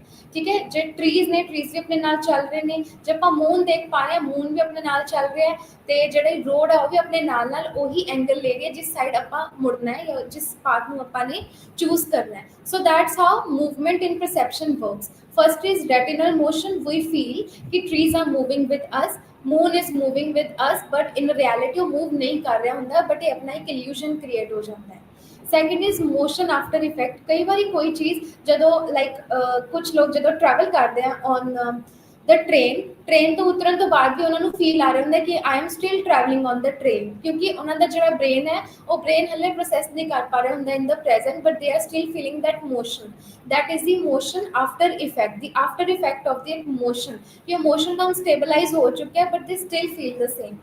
then is induced motion, ਜਿਹੜੀ ਚੀਜ਼ ਆਪਾਂ ਨੇ ਖੁਦ ਤੋਂ ਬਣਾ ਰੱਖੀ ਹੁੰਦੀ ਹੈ, ਲਾਈਕ ਜਿੱਦਾਂ ਟ੍ਰੇਡਿੰਗ ਮਿਲ ਤੇ ਆਪਾਂ ਚੱਲਦੇ ਹਾਂ ਉਹ ਆਪਾਂ ਇੰਡਿਊਸ ਕੀਤੀ ਵੀ ਮੂਵਮੈਂਟ ਹੁੰਦੀ ਹੈ ਜਿਹੜੀ ਆਪਾਂ ਬਣਾ ਰੱਖੀ ਹੁੰਦੀ ਹੈ, ਜਦਕਿ ਉਹ ਚੀਜ਼ ਉੱਥੇ ਖੜੀ ਹੁੰਦੀ ਹੈ but we still use it ਕਿ ਚੱਲਣ ਦੇ ਲਈ ਆਪਾਂ ਉਸ ਚੀਜ਼ ਨੂੰ ਯੂਜ਼ ਕਰਦੇ। then is apparent movement, ਕੋਈ ਚੀਜ਼ ਜਿਵੇਂ ਦੀਵਾਲੀ ਤੇ ਆਪਾਂ ਲਾਈਟਸ ਲਗਾਉਂਦੇ ਹਾਂ, ਲਾਈਟਸ क्या ਕਰਦੀਆਂ ਨੇ ਕਿ ਇੱਕ ਸਾਈਡ ਇੱਕ ਬਲਬ ਚੱਲਿਆ ਦੈਨ ਦੂਸਰੀ ਸਾਈਡ ਚੱਲਿਆ, and then how we feel is ਕਿ ਉਹ ਮੂਵਮੈਂਟ ਹੋ ਰਹੀ ਹੈ, the bulb is on the same path. ਠੀਕ ਹੈ, ਉਹ ਇੱਕੋ ਹੀ ਸਾਈਡ ਤੇ ਹੈ, ਉਹ ਸੇਮ ਡਾਇਰੈਕਸ਼ਨ ਤੇ ਹੈ, ਪਰ ਦੇਖਣ ਵਾਲੇ ਨੂੰ ਆਪਾਂ ਨੂੰ ਇੱਦਾਂ ਲੱਗਦਾ ਐਜ਼ ਅ ਸੈਕਿੰਡ ਵਿਊਅਰ ਕਿ ਜਿਹੜੀ ਇਨਫੋਰਮੇਸ਼ਨ ਹੈ ਉਹ ਟਰੈਵਲ ਕਰ ਰਹੀ ਹੈ, ਜਿਹੜੀ ਲਾਈਟ ਹੈ ਉਹ ਇੱਕ ਬਲਬ ਤੋਂ ਦੂਸਰੇ ਬਲਬ ਟਰੈਵਲ ਕਰ ਰਹੀ ਹੈ। Fourth is errors in perception. कुछ एरर्स ने जो आप परसीव करते हैं एंड दैट इज इल्यूजन, वो ਆਪਾਂ इल्यूजन क्रिएट करते हैं। इल्यूजन जो चीज़ रियलिटी ਦੇ ਵਿੱਚ ਹੁੰਦੀ नहीं है बट वो ਆਪਾਂ ਨੂੰ ਇਹੋ ਜਿਹੀ इल्यूजन क्रिएट करती है कि ਆਪਾਂ ਨੂੰ लगता है कि वो इन्फॉर्मेशन है in reality, but in reality it is just the illusion. कई बार वो चीज़ इन्फॉर्मेशन ਆਪਾਂ ਨੂੰ खुद ਨੂੰ दिख रही होंगी है बट रियलिटी ਦੇ ਵਿੱਚ वो चीज़ नहीं होंगी है। So with this I thank you for the lecture today. तो जोड़ा परसैप्शन है सेंसेशन ते परसैप्शन जिवें आप स्टडी किया कि perception is the umbrella term and sensation is the part of it. And फिर मिलते हैं with the next topic. Thank you.